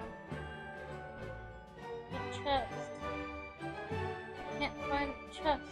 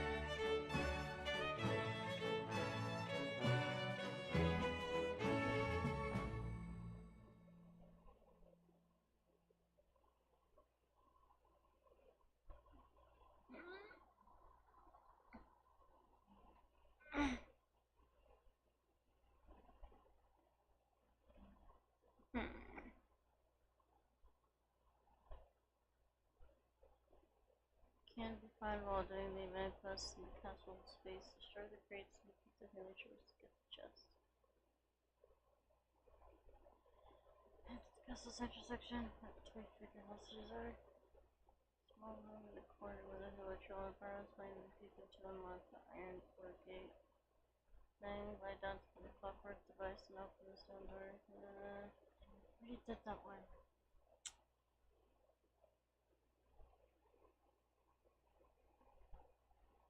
Possible that it's gonna be fucking asshole. It's an asshole, isn't it?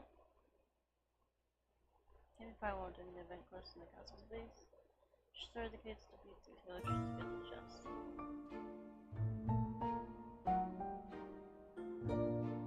So then I probably already got it. Why is it still on the map now? It's pissing me off. See, look, it's still on the map. Why is it still on the map?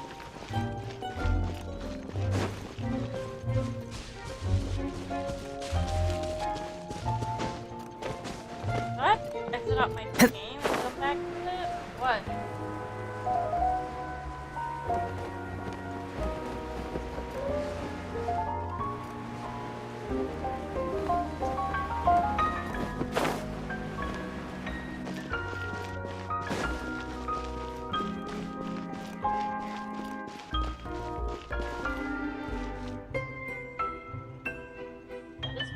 Pissing me off. I can't find it. Ass. Complete ass.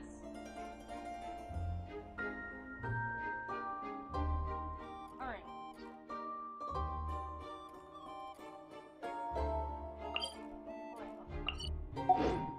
I want to spend some time at the...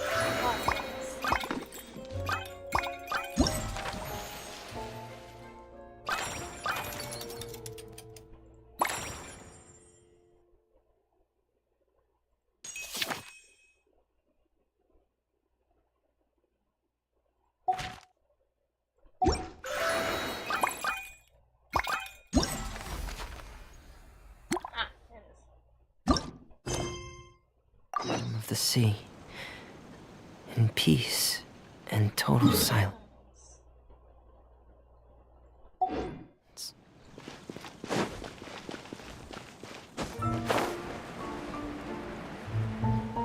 Pendulum Lane is just up ahead. Something must have happened here after all. Everyone's crowded around.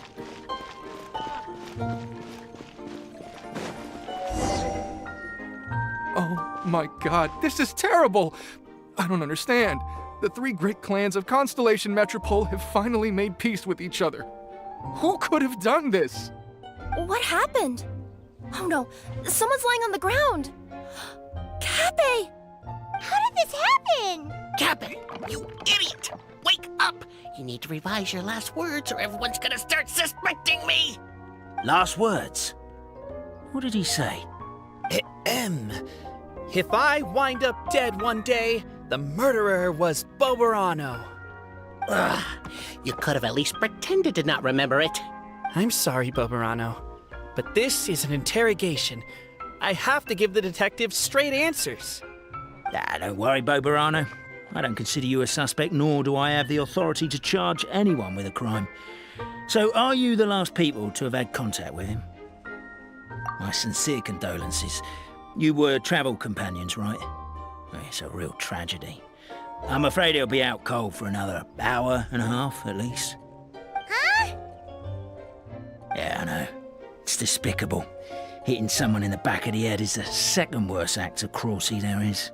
The first being replacing their gear oil with extra strong glue. So, Cape's not dead? His gears, metal frame and shell are all still in excellent condition. It's just his energy supply that's been all messed up.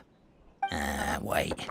But surely you can't be suggesting that just because Cape isn't broken, there's no need to go looking for the culprit. No! There's a need! Huge need! Unfortunately, this is rapidly turning into a cold case. There's no evidence and no witnesses. Unless there's an official clockwork pedestal, the goddess of prophecy around here somewhere. Excuse me. Then suddenly the long-lost dragon of old flew across the sky. Where? I didn't see anything. Wait, why can't I move? My mistake. It was just a cloud. Or a bird. Or something. If only we could turn time backwards and replay the crime. Isn't that one of those, clockwork socket things right behind you? So it is. No wonder everyone here is suddenly struggling to move. Traveller, if you please, let's recreate the crime scene.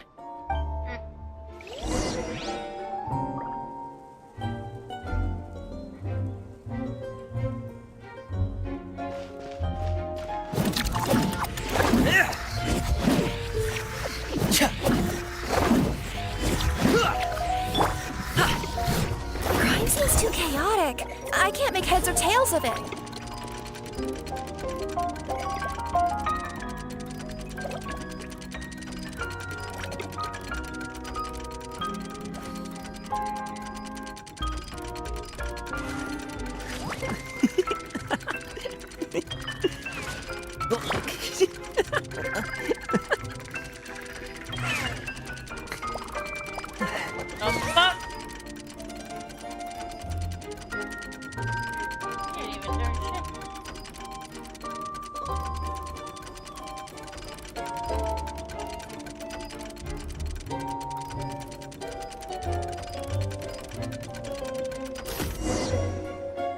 Well, that clears it up.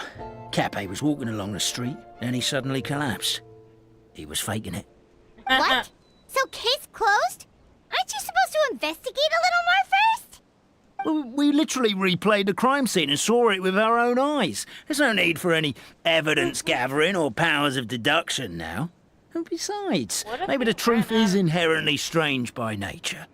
Like how Constellation Metropole has 3 histories, each of which is the truth.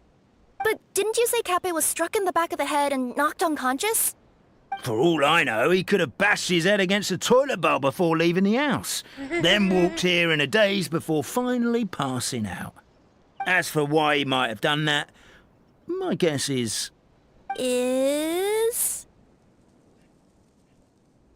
With the Supreme Clan question left unanswered and the tension in Constellation Metropole suddenly wiped away, he was looking to create a new source of conflict. Only then would the city feel alive again. Do we really think he's capable of that, though? Sounds like a pretty complicated conspiracy for the average Simulanka resident. Traveler, something about the crime scene isn't sitting right with me. It just seems unnatural. Also, anything outside of the immediate area won't have appeared in the replay. Is it possible that something was missing from the scene? Why don't we search the area? Wait, what are you doing? Oh, we're gonna head to Catbay's house to check the toilet bowl for signs of an impact.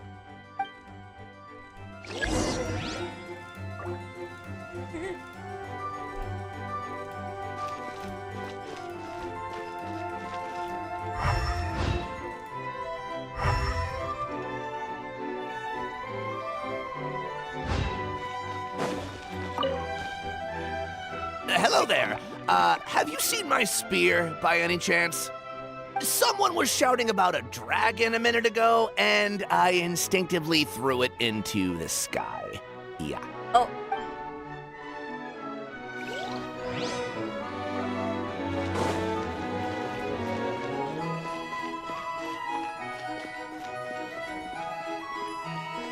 A pickaxe? What is it doing all the way down here? There's gotta be a story behind it. Let's take it. There's a spear here. It looks so mysterious. Let's take it.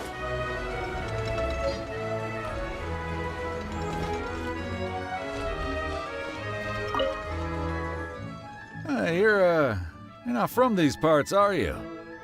Just visiting? Yep, that's right. Why? What's up? Ah, well, I was gonna offer you a great job in the Titanium mines. A safe and secure working environment. Doesn't sound very safe. At least not as safe as being a courier. To keep the Titanium ore intact, we use specially designed pickaxes that can't cut through it. Even if you struck a person with it, it wouldn't so much as leave a scratch. And in terms of labor intensity, the work has been rated as Class 2 physical labor by a reputable organization. Even cats can do it. I'm not... never mind. I give up. Welcome to Paimon's world. Mind you, I don't know what happened today, but somehow a pickaxe has gone missing. Maybe one of the giant guards broke it down, so someone took it to perform a rapid resuscitation procedure. Sounds pretty brutal for a first aid technique. Still, a missing pickaxe. Huh. Is it just me, Traveler, or does it seem kinda suspicious?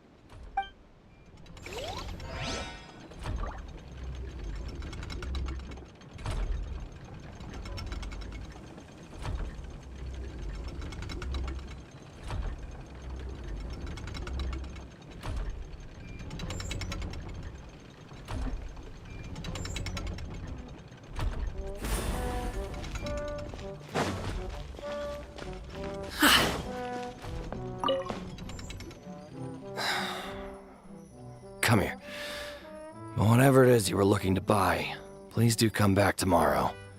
It's just, I have to close early today. A bottle of growth serum has gone missing. If someone's stolen it with the intention of harming others, the consequences could be disastrous. There's a whole investigation into it, so I gotta close the shop while I do an inventory count. If it turns out I'm wrong and I miscounted, I could be charged with filing a false report and disturbing the peace.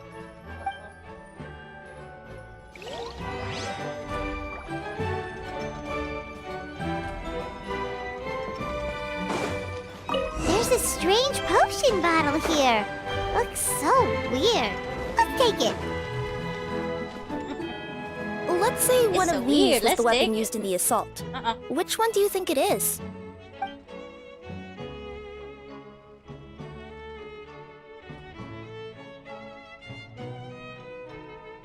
Pickaxe. If it was the pickaxe, Cafe sure is lucky it's not still lodged in his head. Actually, you're wrong there, Paimon. The foreman at the mine was just saying, this kind of pickaxe is designed not to damage titanium, so it couldn't cause any superficial damage to residents here. But you could probably knock someone out if you hit them hard enough, and it wouldn't leave a scratch. Let's take this back to the crime scene and replay it one more time. Ah, you're back. How was the toilet at Cape's house? toilet? What about it? Oh, yeah, forget that. Show the pickaxe. What's this about? What are you trying to say?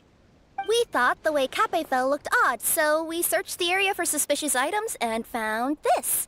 It could have been deliberately placed out of range of the crime scene so it wouldn't show up when we replayed it. Now we've retrieved it, we were gonna replay it again. You don't mind, do you? Oh, I just remembered I forgot to turn off the clockwork switch in my kitchen. Yeah, I think I'll just, Oh, no, you stay right there.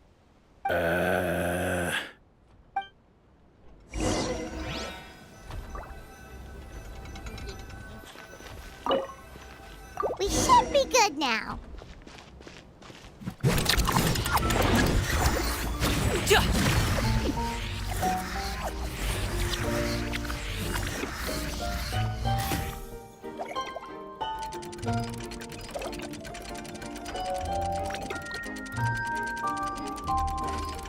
Whether it takes me uphill, downhill, or out to the sticks, I get the goods from A to B.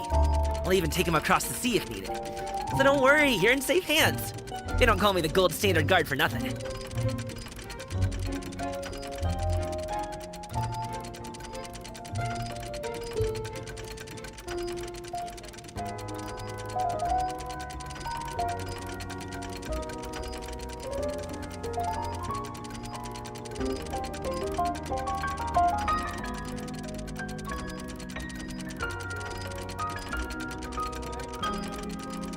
Boom. So you're the attacker!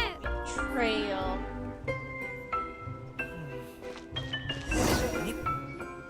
So, it was you!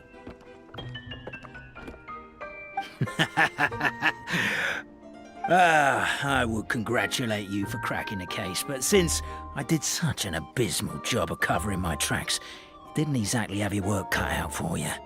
So, all I can say is... Catch me if you can!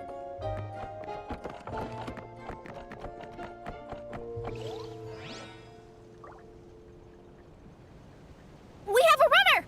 That's it! Let me at him! The would-be Marquis of Carabas dispatched the Necromata in boots, who ran off in pursuit of the poor little minion.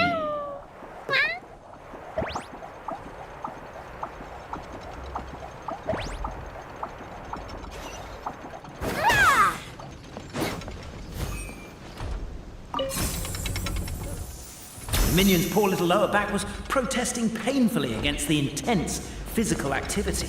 He decided to take the elevator, giving him a moment to catch his breath.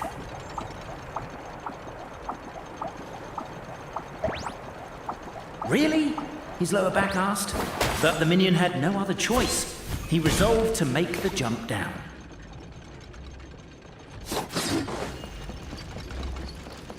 By this point, the Necromata in boots was gasping for air. The minion was huffing and puffing, even more loudly.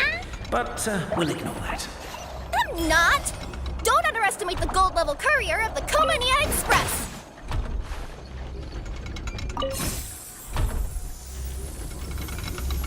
A characteristically catty response from the Necromata. Tell me, what do you hope to gain from bullying me? I get to let off some steam!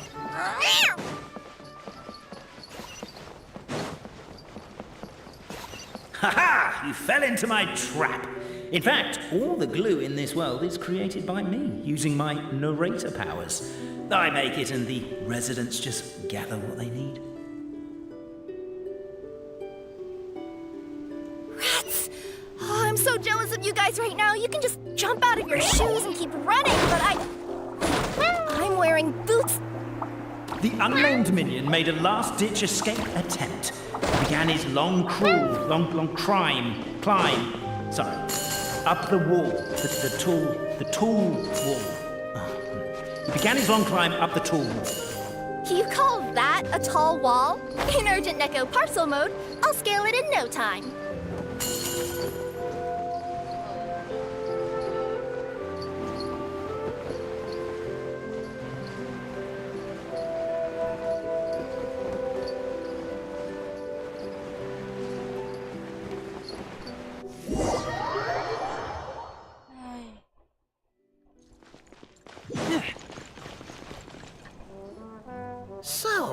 It was you!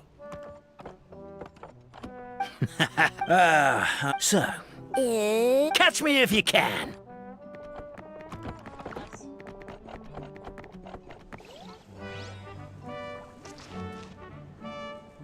We have a runner!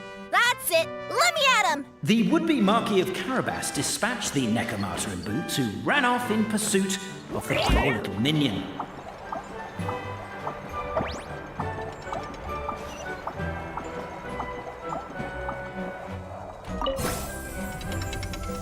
The minion's poor little lower back was protesting painfully against the intense physical activity.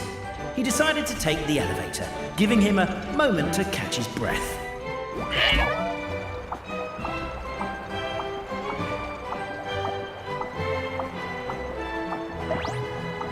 Really? His lower back asked. But the minion had no other choice. He resolved to make the jump down. By this point, the Necromata in boots was gasping for air. The minion was puffing and puffing, even more loudly. But we'll ignore that. I'm not! Don't underestimate the gold-level courier of the Komania Express! A characteristically catty response from the Necromata. Tell me, what do you hope to gain from bullying me? I get to let off some steam!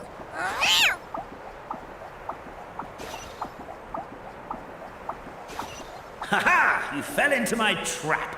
In fact, all the glue in this world is created by me, using my narrator powers. I make it and the residents just gather what they need. Yeah, shut up, please. Shut up. Rats! Oh, I'm so jealous of you guys right now. You can just jump out of your shoes and keep running, but Wait. The unnamed minion made a last-ditch escape attempt. He began his long climb, up the wall, the tall wall. He began his long climb up the tall wall. You call that a tall wall? In urgent Neko parcel mode, I'll scale it in no time.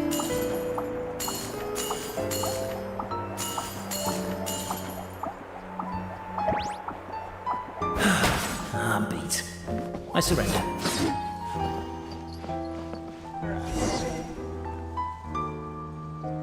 You've got nowhere left to run. All right. I confess. That was fast. Getting caught by you here was a backup plan.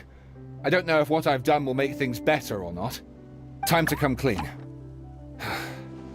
I am the narrator, the one who's been guiding you all this time. Yeah, I figured. Yeah, shocked. My mind is blown. You're overdoing it a little bit there. Good. Anyway, I only did what I did because Why are you suddenly spilling the beans? I poured my heart and soul into all this. I was worried you wouldn't ask. The truth is, I was one of the first conscious beings ever made by the goddess of creation. And I've known for a long time that this whole world is just a fairy tale written by the goddess of fate. I know they say that fairy tales are just made up for kids to read, but I refuse to believe that fairy tales are just fictional stories and nothing more.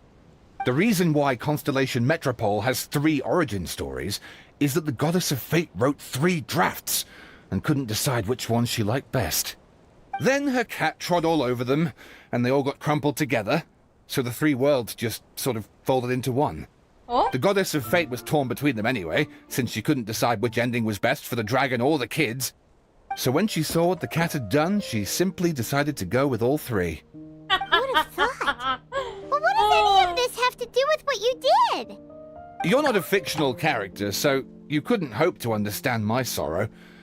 Honestly, I don't think there's anyone in all of Simulanka who would understand. Every day that I experience, every interaction I have with another person, is it really all just a work of fiction? The only reason the 3 great clans wanted to find out the truth was for the pointless task of electing the supreme clan.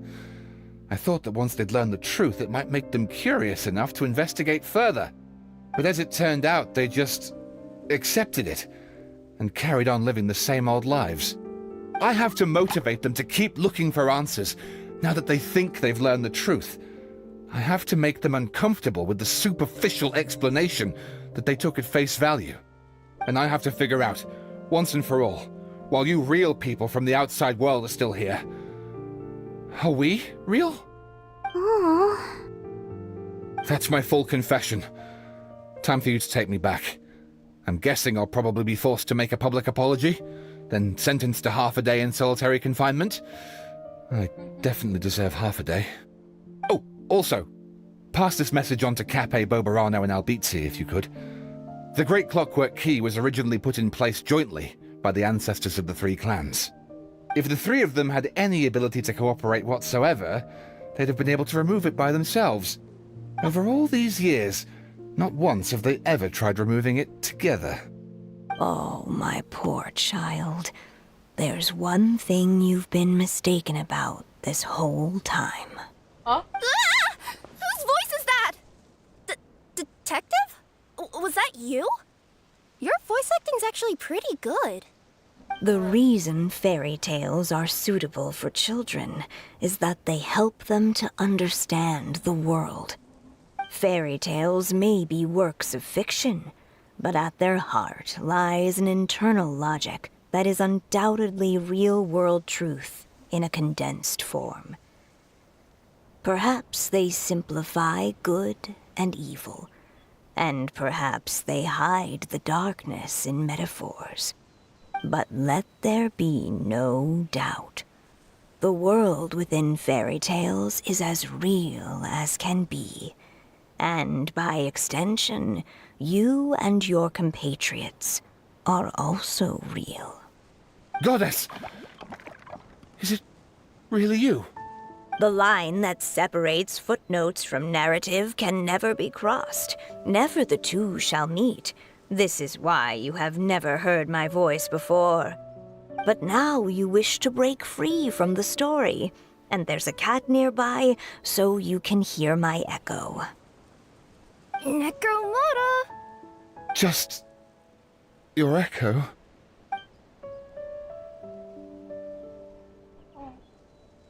Oh, poor detective. So, we are a part of the real world too.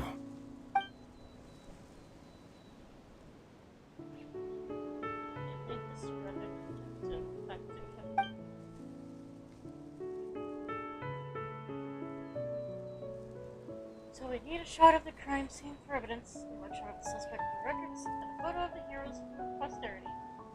Regard molded over. 3 photos is overkill. Let's just get one big group photo at the crime scene. Suspect, try and look more serious. Heroes, more natural please. Happy smiles, but no smiling for the victim or their friends and family. Thank you. No, don't get up, stay on the ground. You need to capture the crime scene as is. 3, 2, 1. Say cheese. Aww. Weirdest photo experience of my life.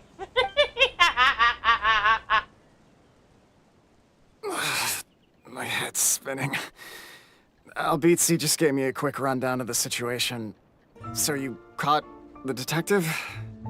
Sorta. We chased him until he surrendered. Oh, and he asked us to pass on a message.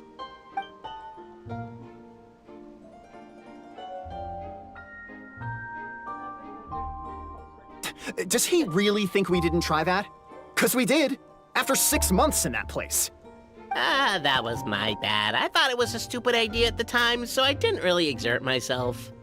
I also sort of stopped trying after 3 years. Never mind. I'm partly to blame as well. On the second attempt, I just hugged the key and pretended like I was pulling as hard as I could. You guys are so lazy. My granny's neighbor's pet cat has nothing on you, and it spends all day, every day sunbathing. Anyway, you said you heard the voice of the Goddess of Fate at the end? Yep. That's amazing. There is a world beyond our own after all. What would you guys say to taking a trip to the outside world sometime? Otherwise, I got bashed in the back of the head for nothing. Depends. Do either of you know how to get there? But yes, I agree we should go. And not invite the detective. just to annoy him. But maybe the reason we've never worried about whether we're real or not is that, unlike him, we weren't there to witness the creation of this world. We've never had any reason to doubt that we're real. If someone ever convinced me that these delightful dimwits, Cape and Albizzi, weren't real, oh, I'd be devastated. The time has come to slay the dragon! How are you feeling? Nervous? I'm curious to see what this end of the world place is like. Come on, let's go meet the others at the station. Sure. Let's go here.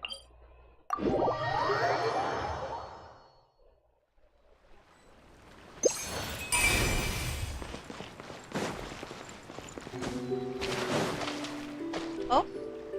Carriage inspection, check. Wheel and axle inspection, check. Power inspection. Good morning, Mr. Wheel.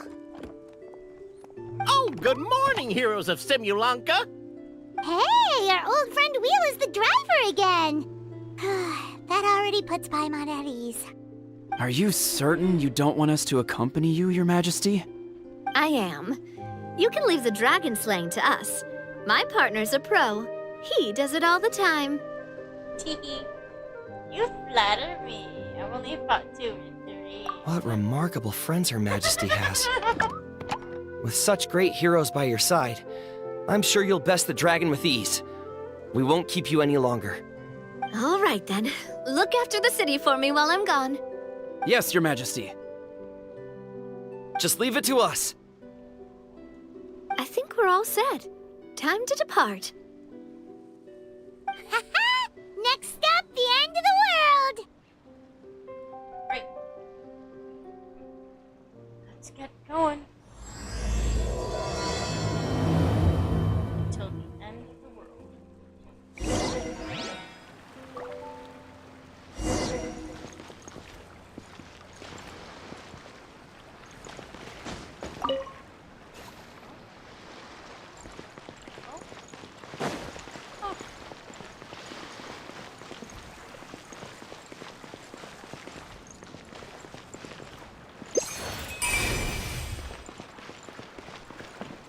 Hey, Navia.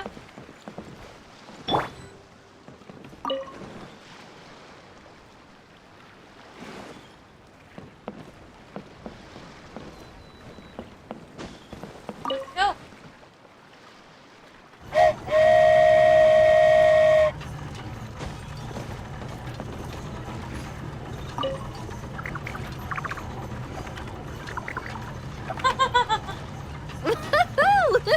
So this is what it feels like to ride a toy train. Ooh, you're really easy to please, Navia. Bye, Metropole. Metropole. Looks like the fog ahead is getting thicker.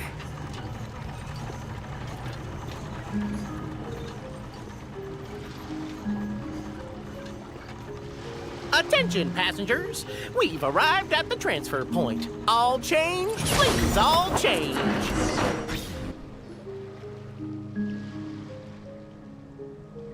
So we've got to switch trains, right? Huh?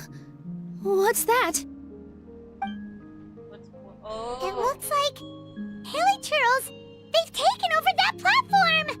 Huh? What do we do? Just find somewhere to hide, Mr. Wheel. We'll take care of them.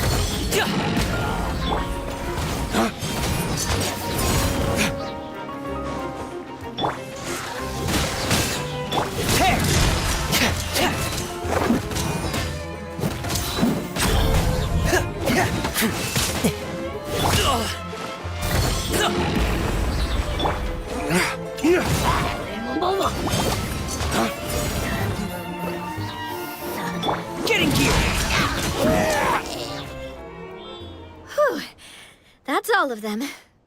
Thank you so much for your help, everyone. Now, let me take a look at the train.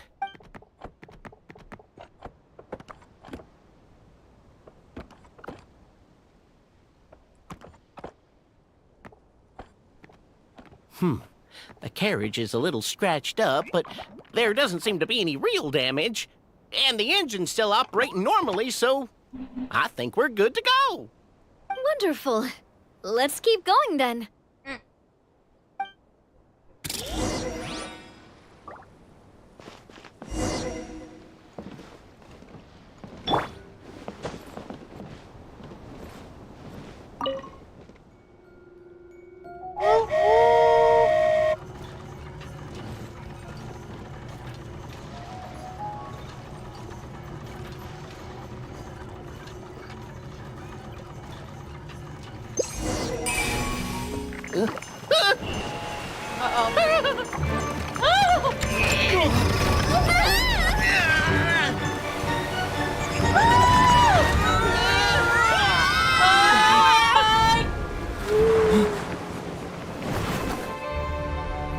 What's going on?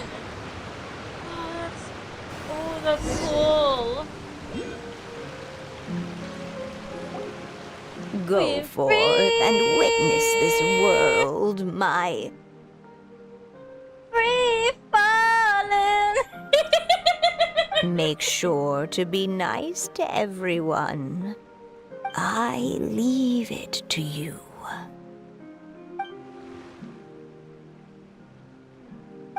Are you okay, Miss Nilu? I'm fine, but I think the traveler is still unconscious. We're lucky this guy caught us on the way down. Passed out from a little fall, did ya? How fragile. Aw, cut him some slack. The traveler's had a rough few days. We should just let him nap for a bit. But my leg's falling asleep. You couldn't have set him down on the grass over there, Hat Guy? Ha! I go out of my way to save 4 people who fall out of the sky, and now you're nitpicking my choice of soft landing? That's the most ridiculous thing I've ever heard.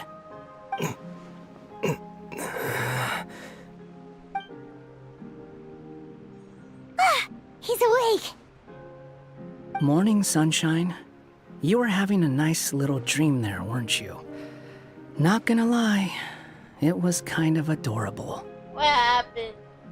You and your friends fell from the top of that waterfall, and you passed out along the way. Guess someone couldn't keep it together. Sorry to break it to you, but crashing into the ground doesn't take you to another world. That kind of thing only happens in those stupid light novels they sell in Inazuma. Also, he kind of, set you down in Nilu's lap, so that's where you've been napping all this time. Hi, Mon! It's fine. It's fine. It's fine. It's Oh, fine. no. It's fine. It's all right. It's fine. I'm just glad you're okay. You didn't hit your head, did you? Is the dizziness gone? Probably. But it seemed like someone was talking in my head just now. Really? What did they say? Go forth and witness this world. Be nice to everyone. Blah, blah, blah. The fog you see around here can have a hallucinatory effect. Apparently, it's the work of that dragon. Maybe you inhaled some while you were freaking out on your way down. Traveler, Nilu, do you know this hat guy person? Yeah. Oh, yeah.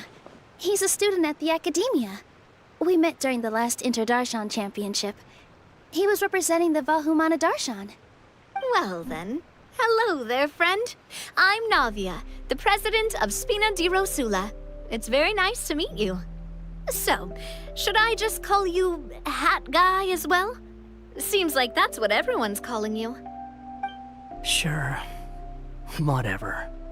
Wait, Hat Guy. What's that sword around your waist?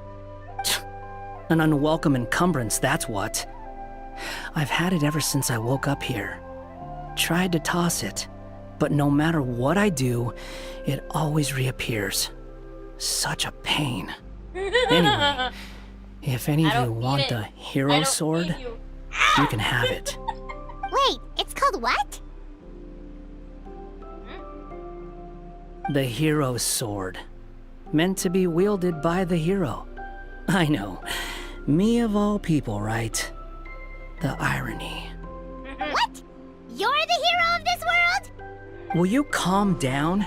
It's just a dumb title. Proud of you. Oh, it's just that this entire time, we thought we were the heroes of the prophecy. Well, if it means that much to you, you're welcome to claim the title. You'd be doing me a favor. I'm good, actually. That's not the point! The real question is, if you're the hero, then where the heck have you been all this time? Looking for a way out. I heard there's a boat in this area that can bring you to another world.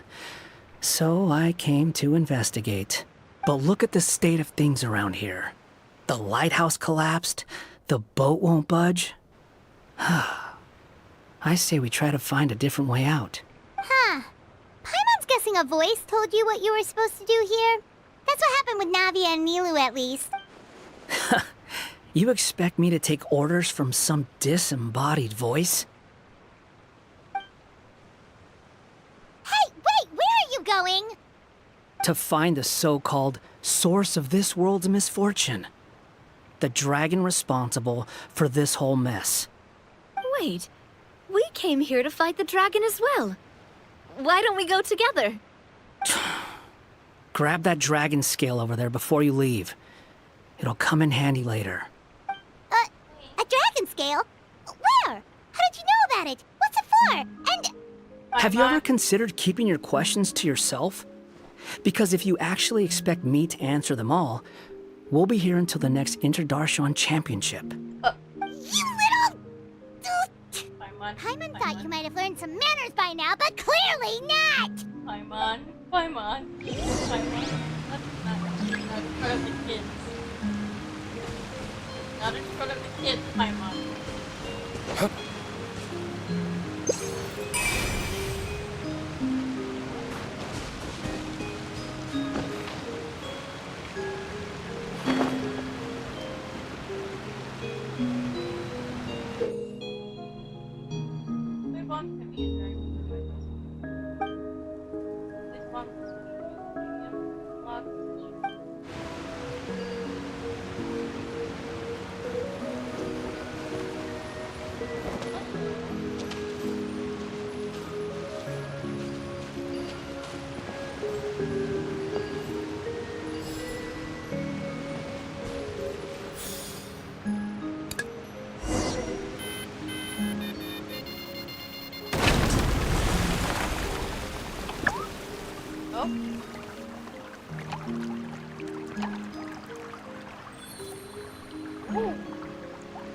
What's this?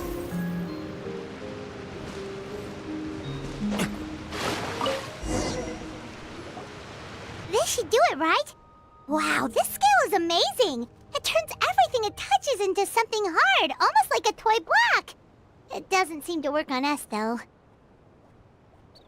It spews out poison and transmutes everything it touches. Huh. No wonder they call it the evil dragon. Your Majesty, Madam Very Brave Hero! What are you looking at me for? He's obviously talking to you. Mr. Wheel, you didn't get hurt when we fell, did you? Oh, not at all. Thankfully, the young man in the hat was kind enough to lend me a hand. There seems to be a village over here. Some of the residents used to work in the titanium mines, and some came to fight the dragon, then got stuck here. I see. I'm glad they're all safe and sound. I can try to use my magic to fold a boat to bring everyone back. Oh, I'll help too. Still, I think we need to take care of the dragon first. We don't want it to start causing trouble when we're trying to load people onto the ship. Apparently, the villagers often see the dragon fly into a space behind the waterfall. They think that's the location of its lair. Then we should look around and try to find a way in. I'll wait here for your triumphant return. Your Majesty, brave heroes, please be careful.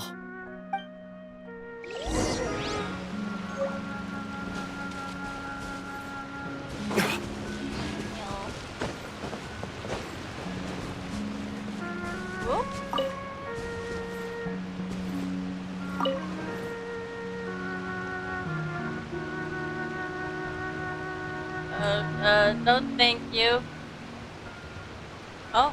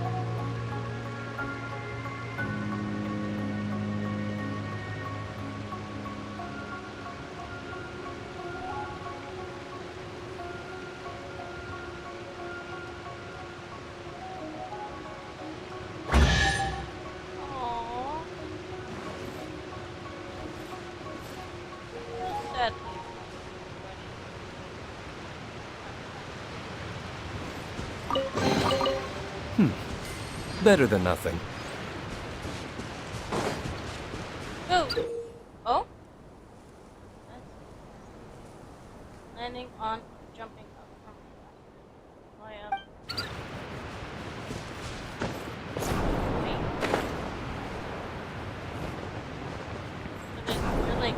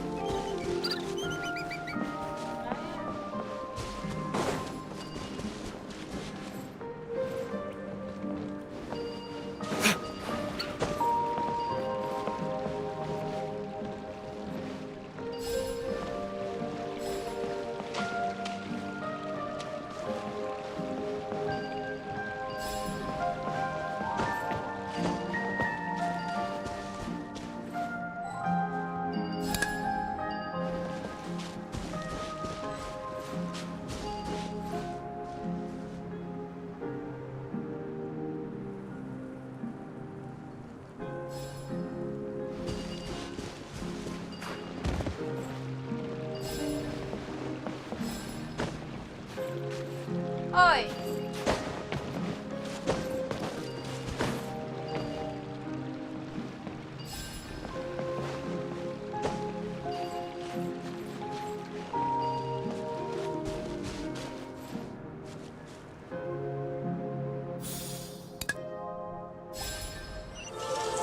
Oh!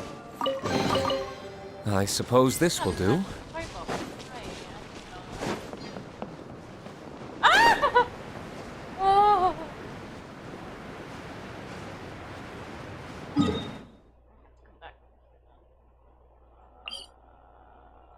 There we go.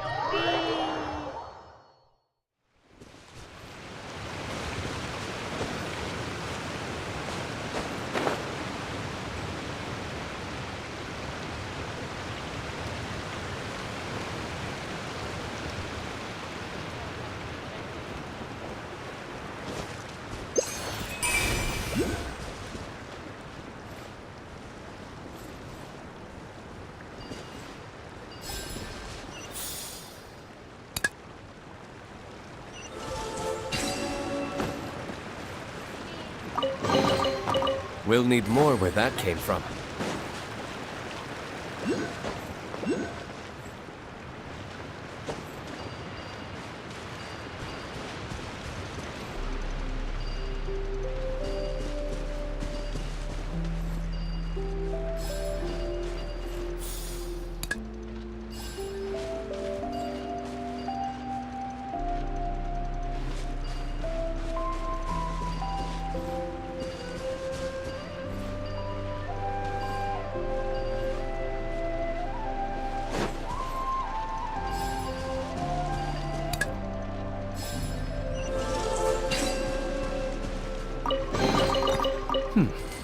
Better than nothing.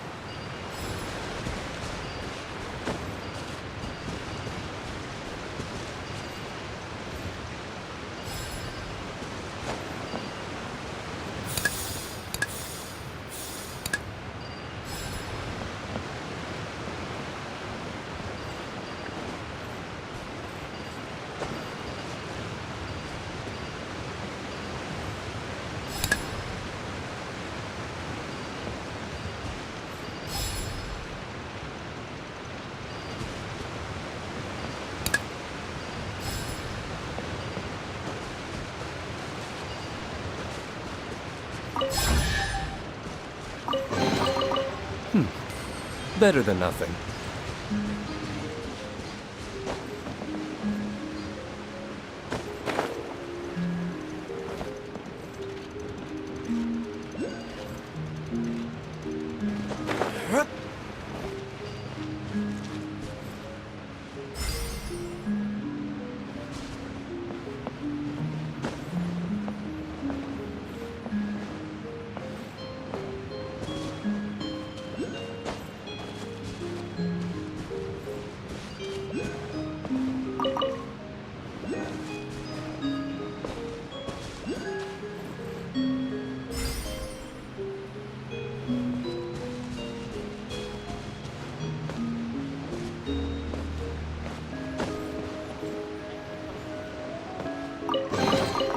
We'll need more where that came from.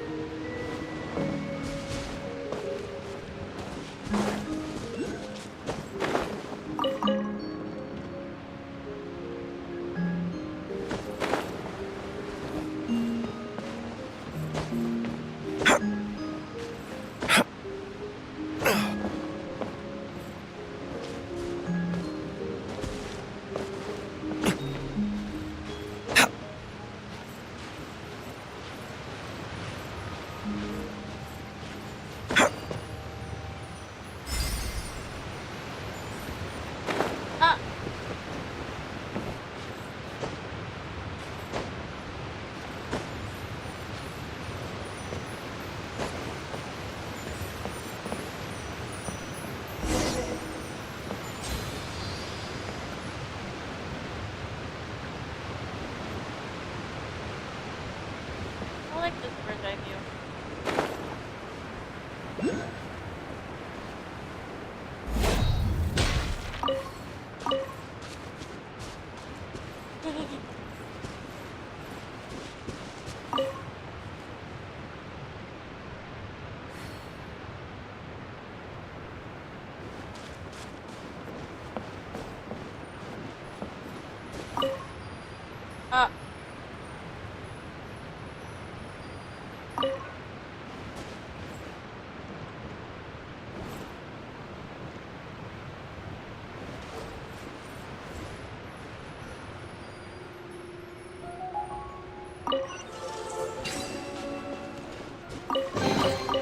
We'll need more where that came from.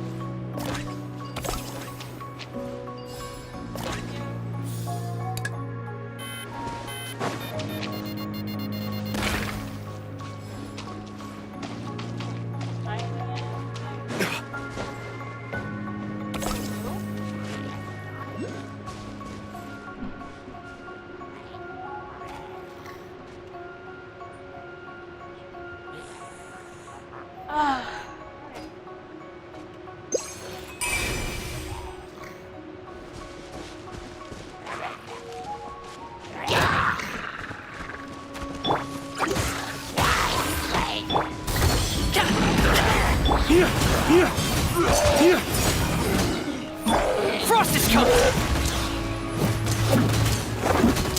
Get in gear! Hip.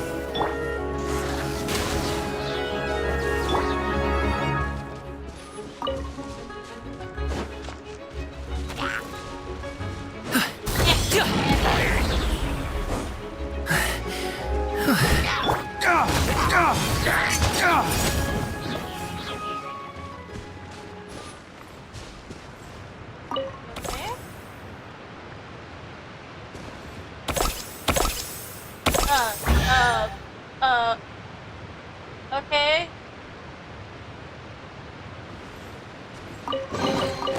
I suppose this will do. Oh.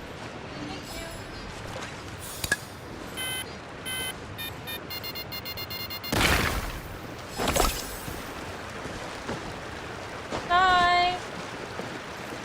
You're welcome. Stay safe. Wait.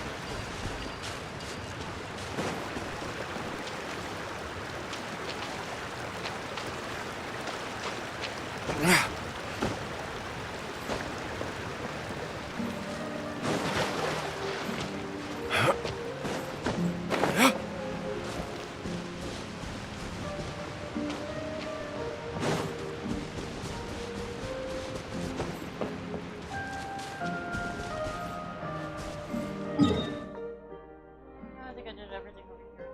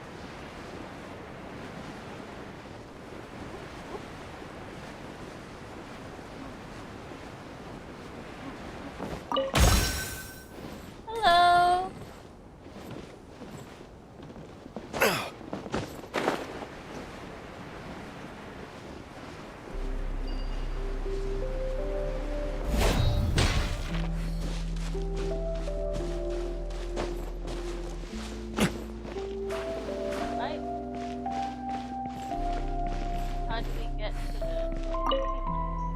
the more flowers will open your way.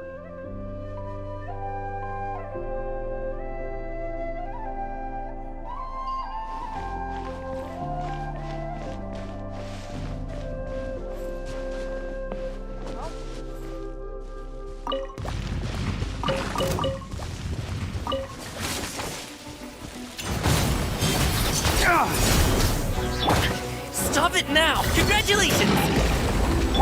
Frost is coming!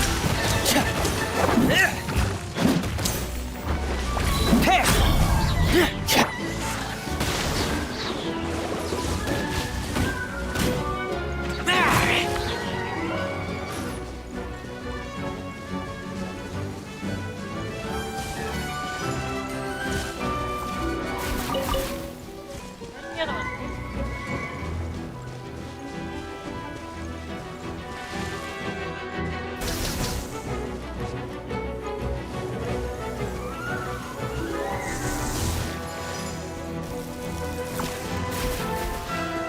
Oh, look.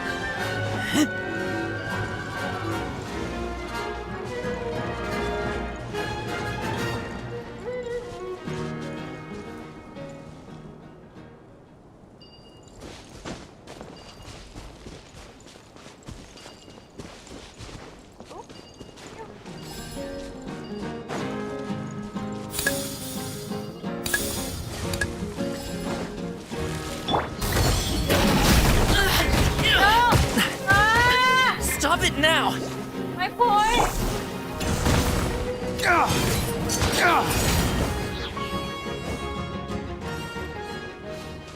Fall to your death.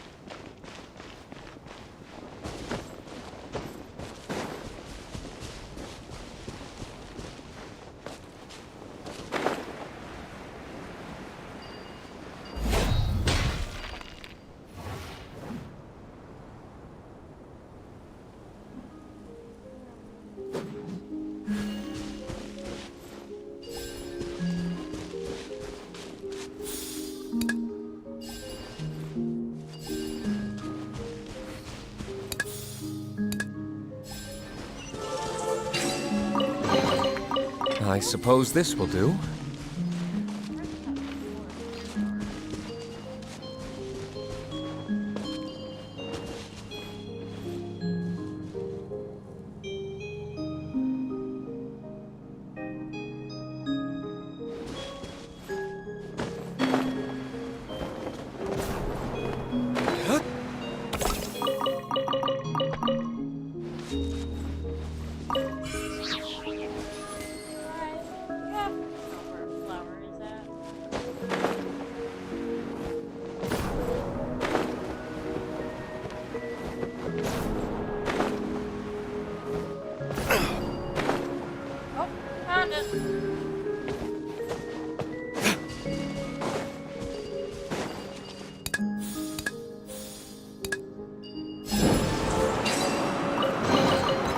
We'll need more where that came from.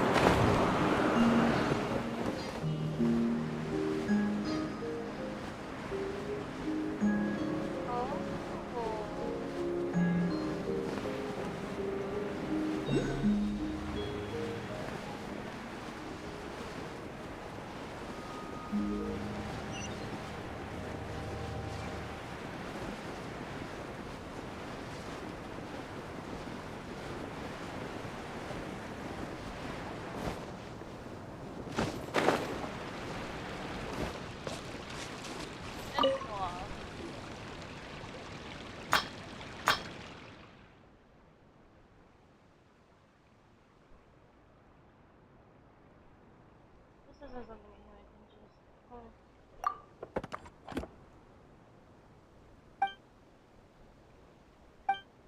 If you want to read this stuff, you could just stop it and read it.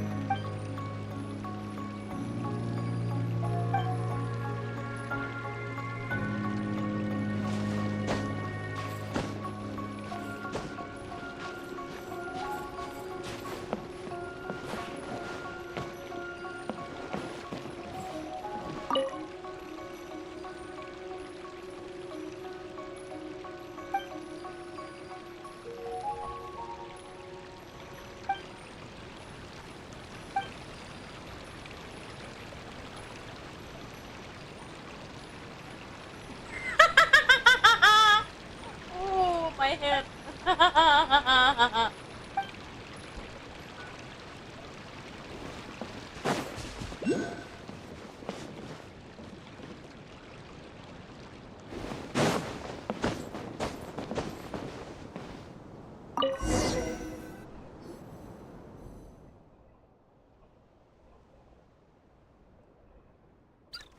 I'm down, but it's still blowing.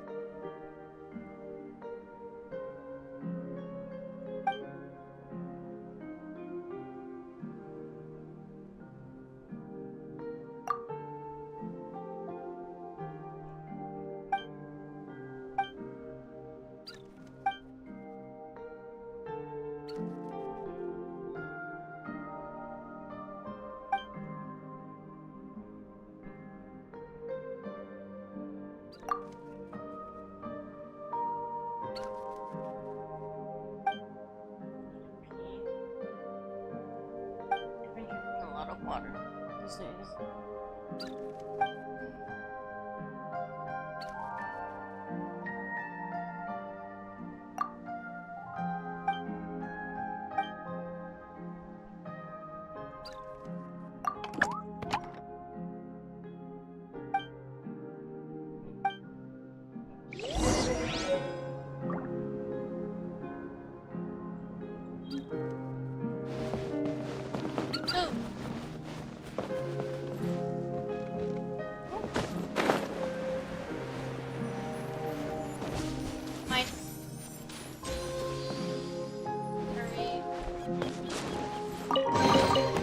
We'll need more where that came from.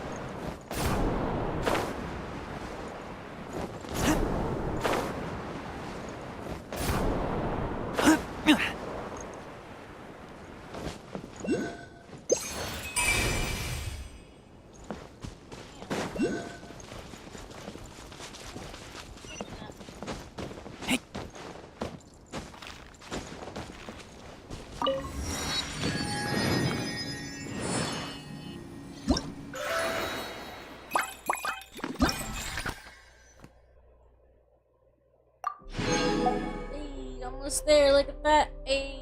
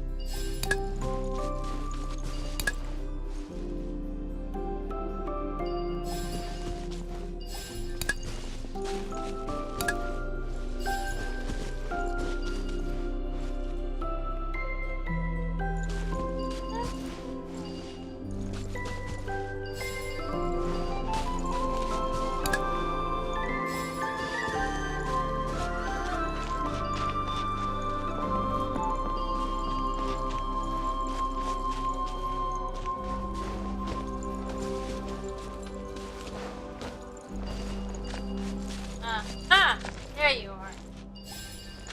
Rascal.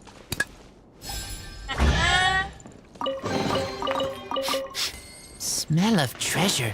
Strange.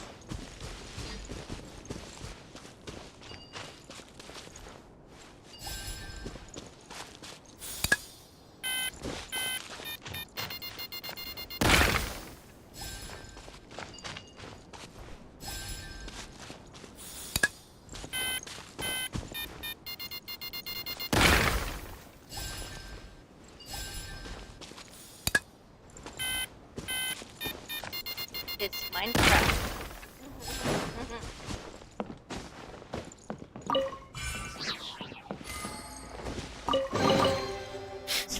Smell of treasure. Strange.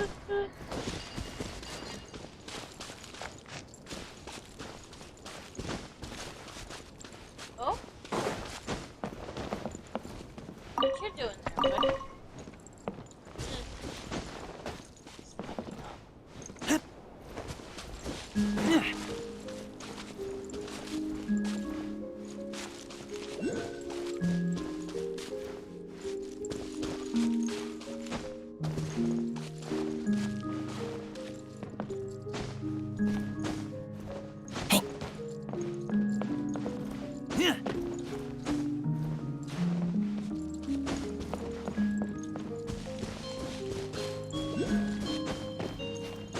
What's going on?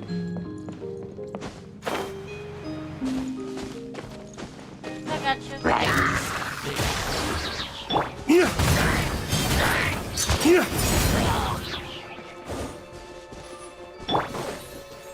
Get in gear!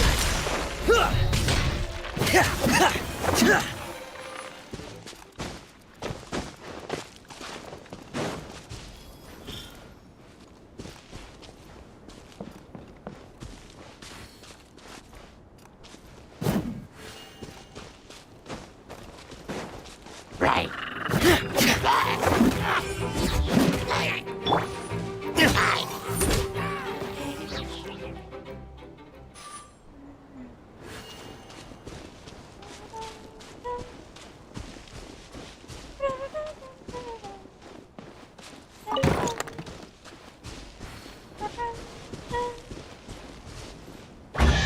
Oh? I suppose this will do.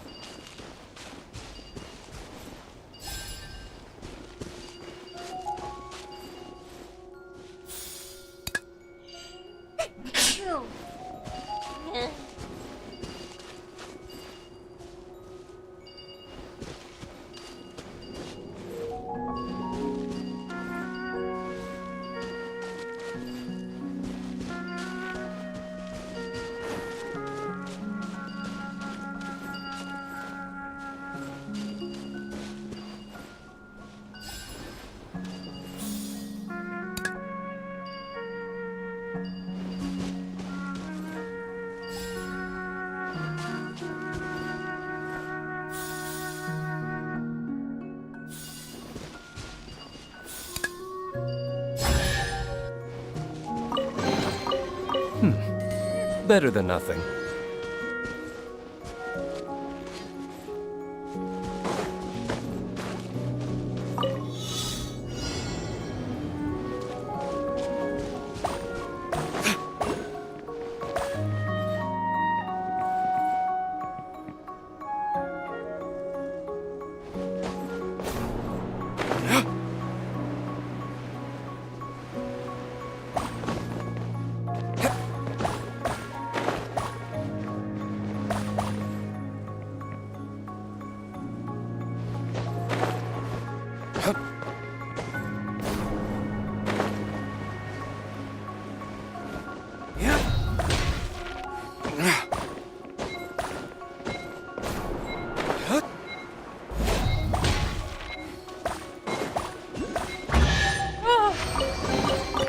I suppose this will do.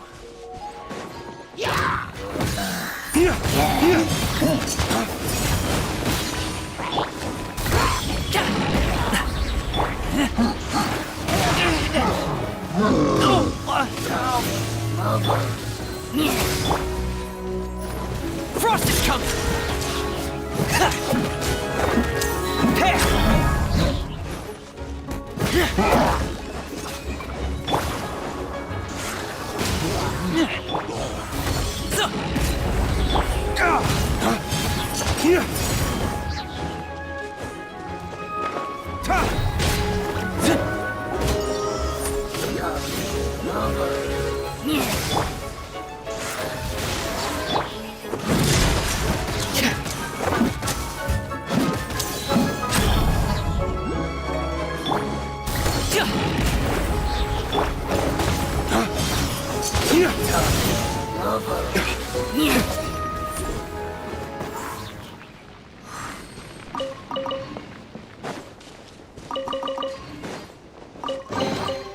We'll need more where that came from.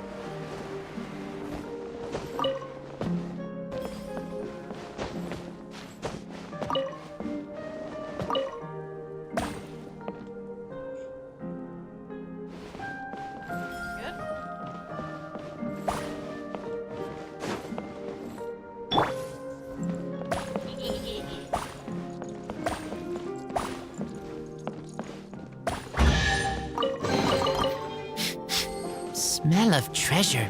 Strange.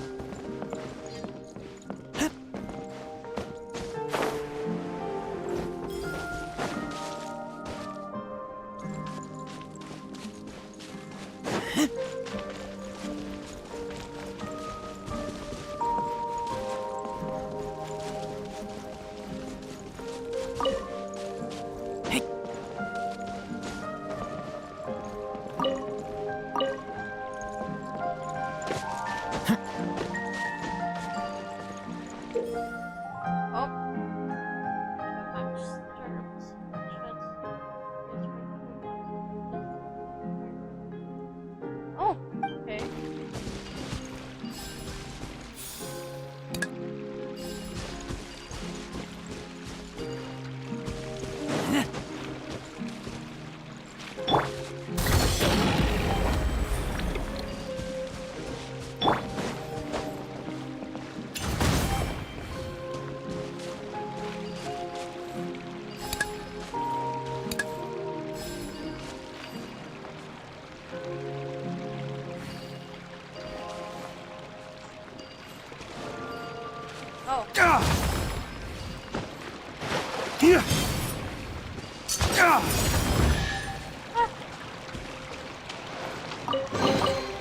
We'll need more where that came from.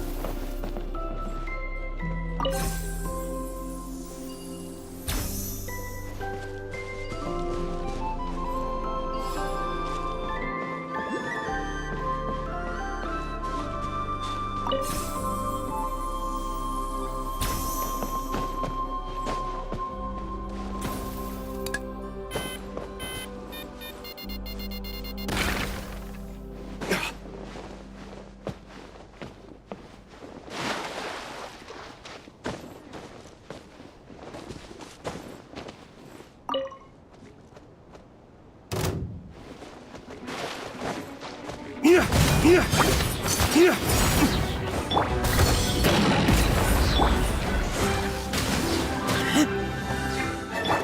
in gear! Pair!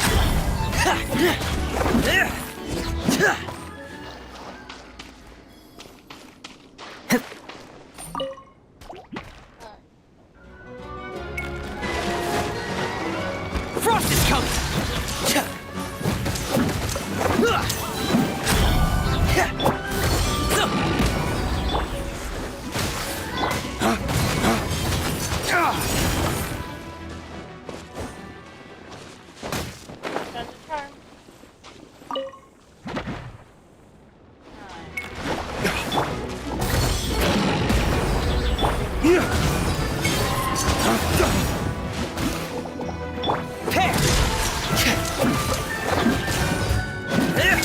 Frost is coming!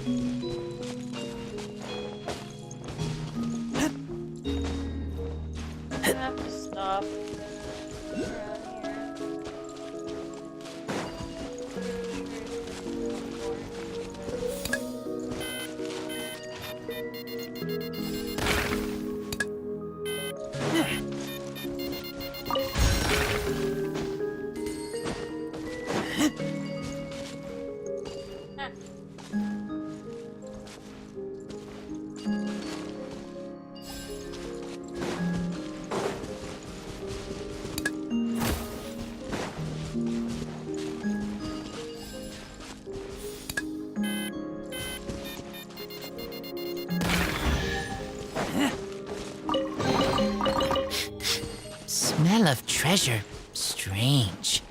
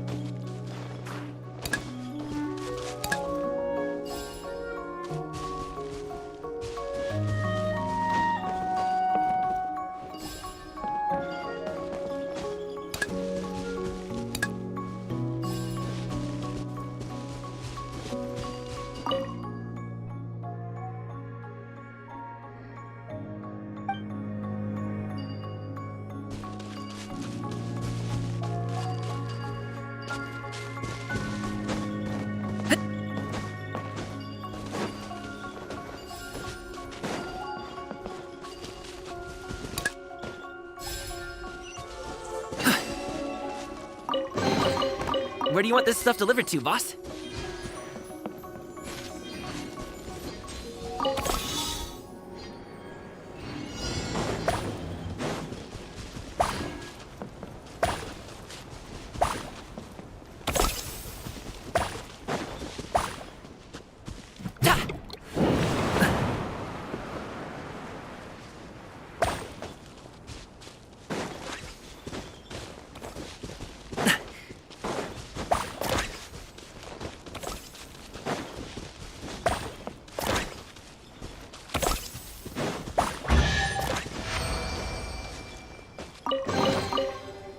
Cool. This stuff looks dope.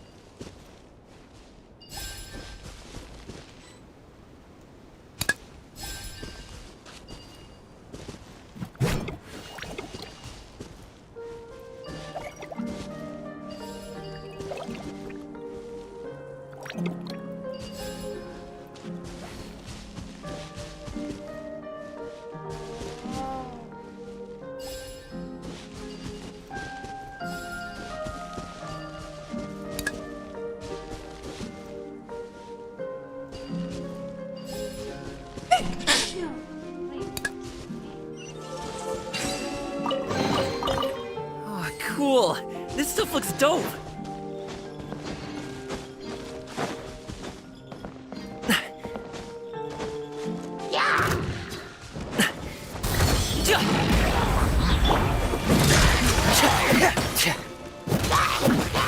Get in here.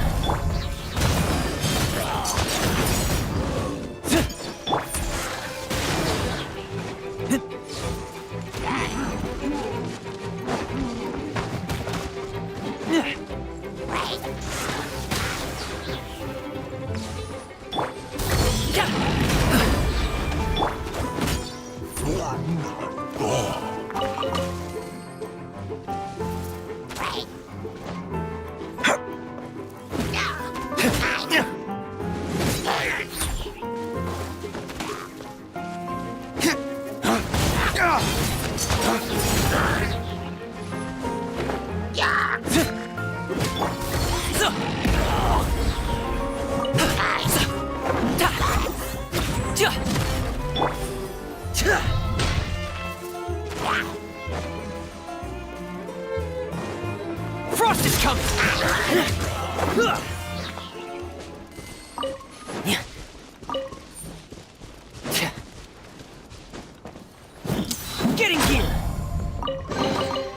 Sort the items by type and store them for future use.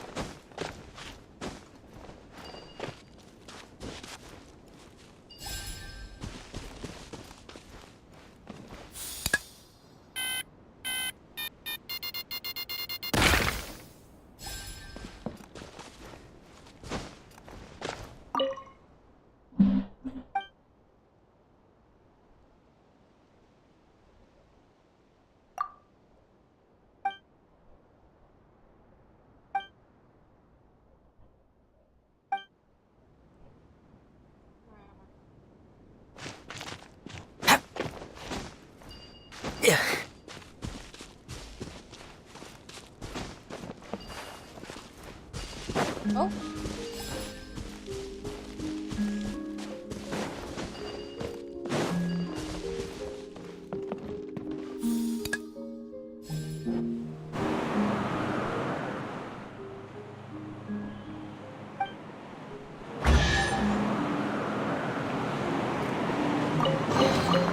There's a lot of treasure here.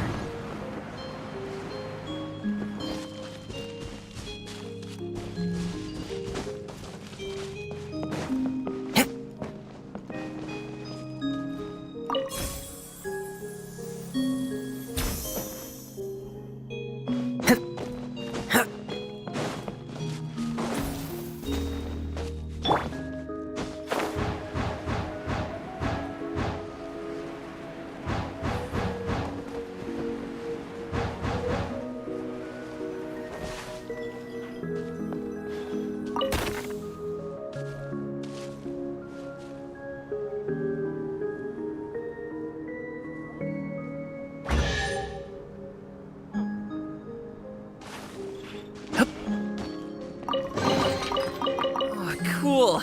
This stuff looks dope.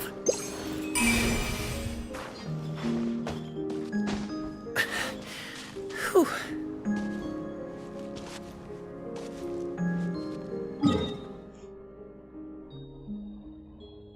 Oh wait, I haven't been here before yet.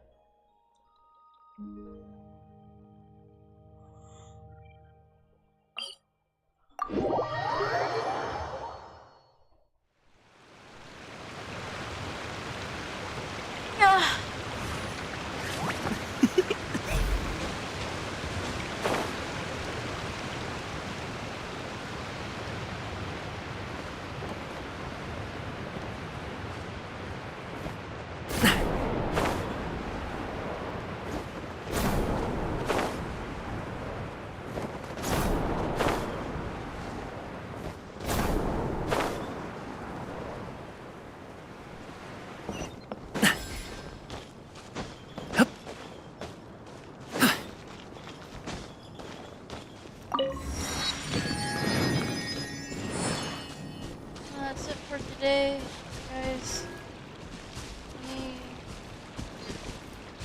I'm tired. Me tired. Oh, I got most of the stuff that needed. Whee! So I got this now. That's fine. Okay, well. See you next time. Bye!